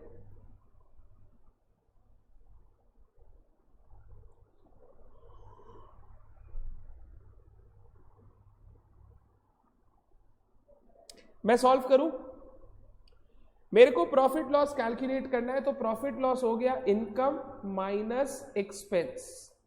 एक एक करके बात करता हूं। सबसे पहले A supplied 100 radio sets worth ₹1 lakh to B. A business में गुड्स लेकर आ रहा है, तो ये बिजनेस का खर्चा 1 लाख, 5,000 फ्रेट का खर्चा, 5,000 फ्रेट का खर्चा, ठीक है। बी ने 95 रेडियो सेट बेचे फॉर 1,20,000, ये बिजनेस का इनकम 1,20,000। और 5 radio sets were taken over by B, 5 radio set वो खुद लेके गया। अब ये 5 जो रेडियो सेट वो लेकर जाएगा, पहले तो एक बात बताना, क्या आपको लगता है वो फ्री में लेकर जाएगा? क्या आपको लगता है कि बी जो 5 रेडियो सेट लेके जाएगा उसके लिए वो कोई भी पैसा नहीं देगा जॉइंट वेंचर में? Answer is no. Sir B को जॉइंट वेंचर को तो पैसा देना ही पड़ेगा। सर अलग से कोई वैल्यू नहीं बताया, तो सर चलो बेसिक मान लेते हैं, जो खर्चा लगा रेडियो सेट के ऊपर उसके हिसाब से ही बी दे देगा। अब खर्चा लगने का जो बात है ना, यहां पे रेडियो सेट खरीदते समय 2 खर्चा लगा। एक खर्चा लगा ये 1 लाख का परचेज प्राइस, दूसरा खर्चा लगा 5,000 का फ्रेट। ये जो 5,000 का फ्रेट खर्चा लगा ना, ये भी एक डायरेक्ट एक्सपेंस है, डायरेक्ट एक्सपेंस जो रेडियो को अपनी जगह तक पहुंचाने के लिए जरूरी था। तो इस क्वेश्चन के 2 पॉसिबल आंसर हो सकते हैं, सुनना ध्यान से। एक बच्चा बोलेगा सर जो 5 रेडियो सेट का वैल्यूएशन है उसमें मैं सिर्फ 1 लाख को कंसीडर करूंगा, तो फिर वो 5 रेडियो सेट की वैल्यू कैसे निकालेगा? 1,00,100 रेडियो सेट का वैल्यू है, तो 5 रेडियो सेट का वैल्यू 5,000, इधर 5,000 बैठाया और आंसर आ गया बच्चे का प्रॉफिट 20,000। आंसर आ गया बच्चे का प्रॉफिट 20,000। ये एक तरीका हो गया प्रॉफिट 20,000। बट अगर बच्चा बोलेगा नहीं सर, हम लोग कंसाइनमेंट्स में सीखे थे स्टॉक की वैल्यूएशन के समय डायरेक्ट एक्सपेंस को भी लेना पड़ता है, तो फिर वो बच्चा यहां 1 लाख नहीं लेगा, यहां वो बच्चा लेगा 1,05,000 और इसका स्टॉक वैल्यूएशन आ जाएगा 5250, जो मेरे को बी से चार्ज करना चाहिए, और ये 5250 आएगा, तो फिर आपका आंसर आ जाएगा प्रॉफिट 50, प्रॉफिट 20,250। दो आंसर पॉसिबल है इस क्वेश्चन के। पहला आंसर हो गया 20,000, दूसरा आंसर हो गया 20,250। सर एग्जाम में क्या करें? देखो, जब आपको कहीं बोला नहीं है कि रेडियो सेट की वैल्यू कैसे लेंगे, आप मान लो ये बिजनेस कर रहे होते बी के साथ, आप ए होते और बी गुड्स लेके जा रहा होता, तो आप बी से कितना चार्ज करते? सर जो एक्चुअल में रेडियो सेट के ऊपर खर्चा लगा है उसके हिसाब से चार्ज करते। फिर तो आप चार्ज हमेशा 1,05,000 के हिसाब से करते ना, विच इज 5250। तो आपको आंसर करना चाहिए 20,250। The answer should be D and not a, because हम लोग जब कुछ बोला नहीं तो बी से चार्ज करेंगे। गुड्स के ऊपर जितना भी खर्चा लगा है, गुड्स के ऊपर दो खर्चा, डायरेक्ट एक्सपेंसेस, एक फ्रेट और एक उसका परचेज प्राइस, तो मैंने दोनों को इंक्लूड करके आंसर दिया 20,250। बहुत बार एम्बिग्विटी ये रहती है, क्वेश्चन में बोल देता है B took over the good at cost, और वो कॉस्ट में सिर्फ पता है किसको लेते हैं? Purchase price. वो बोल रहे हैं जितना दाम में खरीदे थे उतना दाम में ही ले गया, जो खर्चा लगा वो छोड़ दो, वो तो बिजनेस चलाने के लिए खर्चा लगता ही। तो फिर उस केस में आंसर हो जाएगा ए। इंस्टेड ऑफ 20,250 वो लोग आंसर करेगा ए। तो अब मल्टीपल चॉइस क्वेश्चन में एम्बिग्विटी यही इसी चीज पे आता है कि हम लोग ए करें कि डी करें, क्योंकि क्वेश्चन पूरा क्लियर रही है। और एमसीक्यू का सबसे बड़ा प्रॉब्लम है, आप नोट लिख के असम्पशन भी नहीं लिख सकते, क्योंकि आपको तो आंसर कंप्यूटर पे टिक करना है। कभी भी आपको ऐसा कोई क्वेश्चन इंस्टीट्यूट की मैथ में दिखे, प्लीज जरूर मेरे को बताना कि उन्होंने क्या किया है। बेस्ट वही तरीका होगा। ये जो क्वेश्चन है ये मैंने अपनी मैथ से दिया है। मैं क्लास में हमेशा बच्चों को बोलता हूं ये ज्यादा एप्रोप्रिएट है देन दिस, तो आप 20,250 को आंसर करें। प्लीज इसका स्क्रीनशॉट, प्लीज इसका स्क्रीनशॉट सारे बच्चे ले लें, प्लीज इसका स्क्रीनशॉट सारे बच्चे ले लें। An important question from exam point of view, an important question from exam point of view. अच्छा क्वेश्चन था ये, छोटा सा लग रहा था बट एक पॉइंट पे ट्रिक था कि वो जो B5 रेडियो सेट ले जा रहा है उसकी वैल्यूएशन कैसे करे, और वो वैल्यूएशन पे आपको ध्यान देना है। डन है बात? आगे चले। Next question. भैया कॉस्ट बोलने से 1 लाख लेना है, यस 1 लाख लेके कर लेना। वो लोग कॉस्ट को परचेज प्राइस समझता है, जो गुड्स को खरीदने का खर्चा लगा। डन। आगे चलते हैं। बट एक्चुअल में कॉस्ट में वो खर्चा 5,000 भी इंक्लूड होना चाहिए, बट एम्बिग्विटी है थोड़ा सा। ये आपको करने का है क्वेश्चन, 1 सेकेंड का क्वेश्चन है। वो सीओजीएस बोलेगा नहीं आपको, सीओजीएस बोलेगा नहीं आपको, आपको सिर्फ कॉस्ट वर्ड यूज करेगा।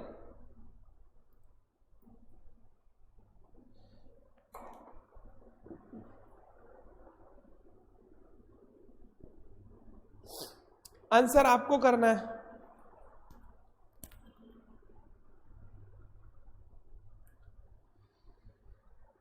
मशीनरी खरीदा है बैंक से पैसा देकर, मशीनरी खरीदा है बैंक से पैसा देकर, जर्नल एंट्री क्या होगा जॉइंट वेंचर में? सारे ही बच्चे आंसर दे रहे हैं सर बी। सर मशीनरी खरीदना एक खर्चा है तो जॉइंट वेंचर पीएल में डेबिट हो जाएगा, और बैंक से पैसा दिया तो बैंक अकाउंट क्रेडिट हो जाएगा। Very good, the correct answer is B, joint venture account debit to joint bank account. Very good. आगे चलते हैं। नेक्स्ट क्वेश्चन, क्वेश्चन 29 आपको खुद से सॉल्व करना है। ऑप्शंस मैं दे देता हूं। क्वेश्चन 29 आपको सॉल्व करने का है, ऑप्शंस मैंने दे दिए, कोई हड़बड़ी नहीं, फाइनल सेटलमेंट निकालना है।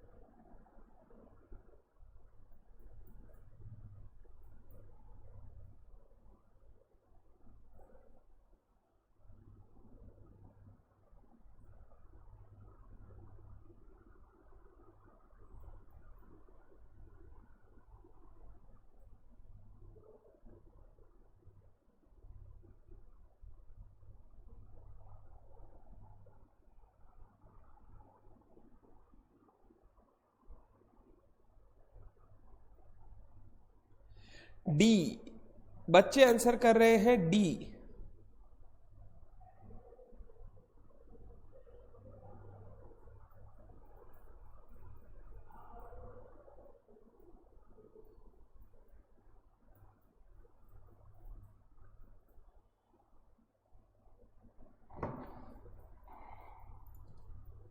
रेमिटेंस कैलकुलेट करना है, सारे बच्चे डी आंसर कर रहे हैं, पहले आंसर चेक कर लो। D is correct. मैं फटाफट आपके लिए सॉल्व कर देता हूं जिनको जो नहीं कर पा रहे हैं। बोल रहे हैं एक्स को फाइनली कितना रुपया मिलेगा, ठीक है। अब रेमिटेंस के लिए मेरे को प्रॉफिट भी कैलकुलेट करना है। सबसे पहले कंट्रीब्यूट किया 25,000 और 50,000, ये तो कैपिटल कंट्रीब्यूशन है, एक्स का कैपिटल कंट्रीब्यूशन 25।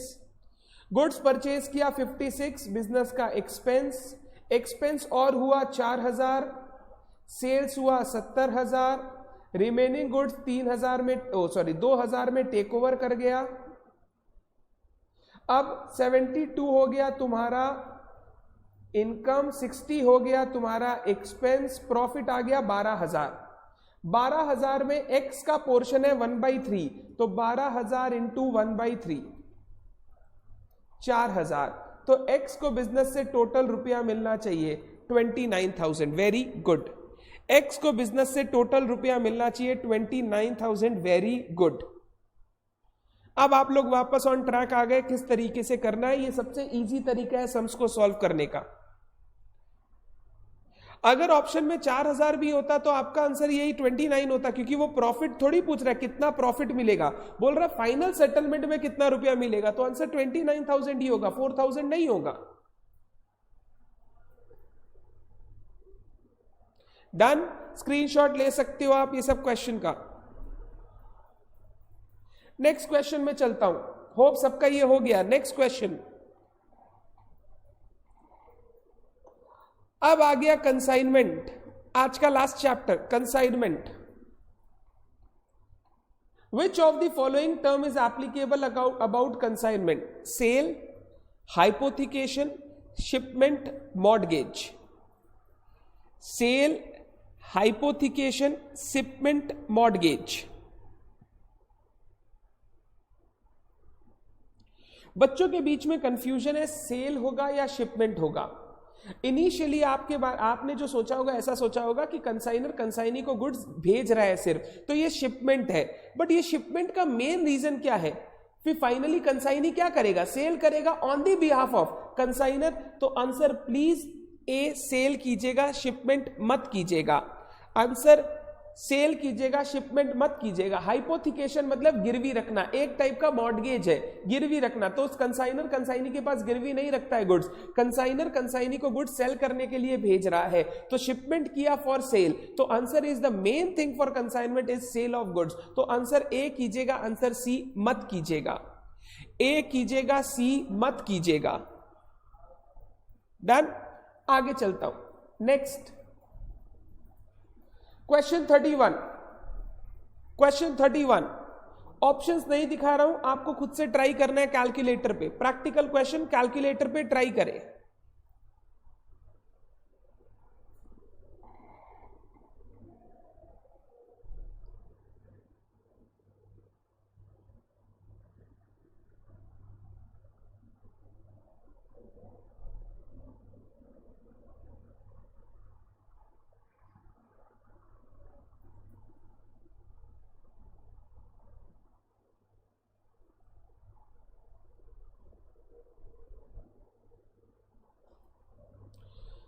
बच्चों का आंसर आ रहा है 270।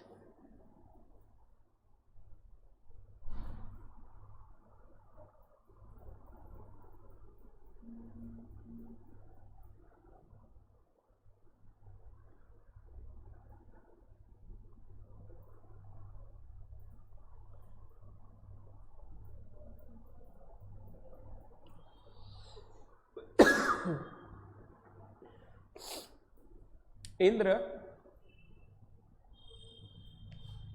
एसी बंद करो, ठंडा लग रहा है, अच्छा नहीं लग रहा। और एक ओके कोई बात नहीं। बच्चों ने आंसर किया 270। एक बार ऑप्शंस चेक कर लो। 288, 216, 270, 336। तो आप लोग के हिसाब से आंसर हो गया C 270, C 270।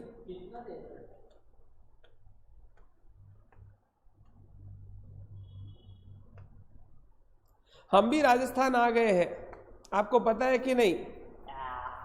नवनीत भैया के घर आके रह रहे हैं हम भी राजस्थान में। वी आर अभी अभी हम लोग एक साथ मजा कर रहे हैं राजस्थान में, बरसात आ रहा है, वी आर एंजॉइंग मिट्टी की खुशबू। आप लोग भी आना चाहे तो आ सकते हैं, हम लोग आपको एड्रेस भेज देंगे। गलत शरत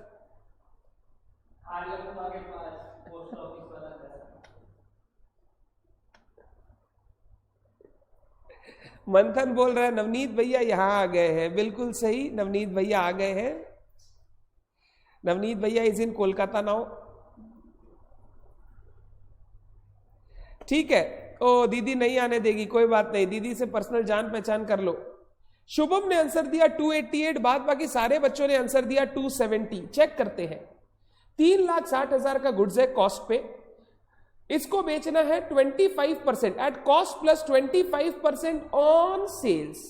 कॉस्ट प्लस 25% ऑन सेल्स, मतलब profit is 25% on sales, 1/4 on sales. ठीक है, कंसाइनर बोला कि तुमको एडवांस देना पड़ेगा equivalent to 60% of the sales value. जो गुड्स का सेल्स वैल्यू है उसका 60%। तो पहले सेल्स वैल्यू निकालता हूं। गुड्स का कॉस्ट 360, ठीक है। प्रॉफिट 1/4 ऑन सेल्स है, 1/4 ऑन सेल्स, तो प्रॉफिट हो गया 1/3 ऑन कॉस्ट। कल सिखाया था आपको बेसिक चीज, ये बहुत बेसिक चीज है। 1/3 ऑन कॉस्ट। अगर 3,60,000 के ऊपर 1/3 प्रॉफिट है तो मेरा प्रॉफिट हो जाएगा 1,20,000। 20% गलत है अंकित, 20% का कॉन्सेप्ट गलत है आपका।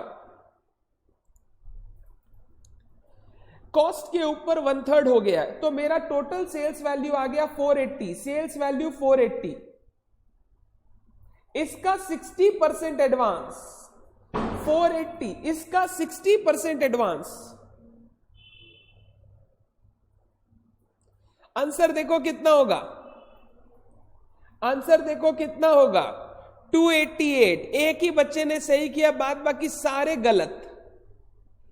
एक ही बच्चे ने सही नहीं, आदिति ने सही किया, उदय ने सही किया, बाद बाकी मेरे को सारे बच्चों का आंसर गलत दिख रहा है। अभिनय सही किया। कहां गोचा खा गए देखो, आप चेक करो। बोल रहा है कि goods are to be sold at cost plus 25% on sales. Selling price के ऊपर 25% प्रॉफिट। तो 4,80,000 का 60% कितना हो गया 288। ये हमारा आंसर है। ए बहुत बच्चों ने आपने गलत दिया 270, ध्यान रखें इस बात पर।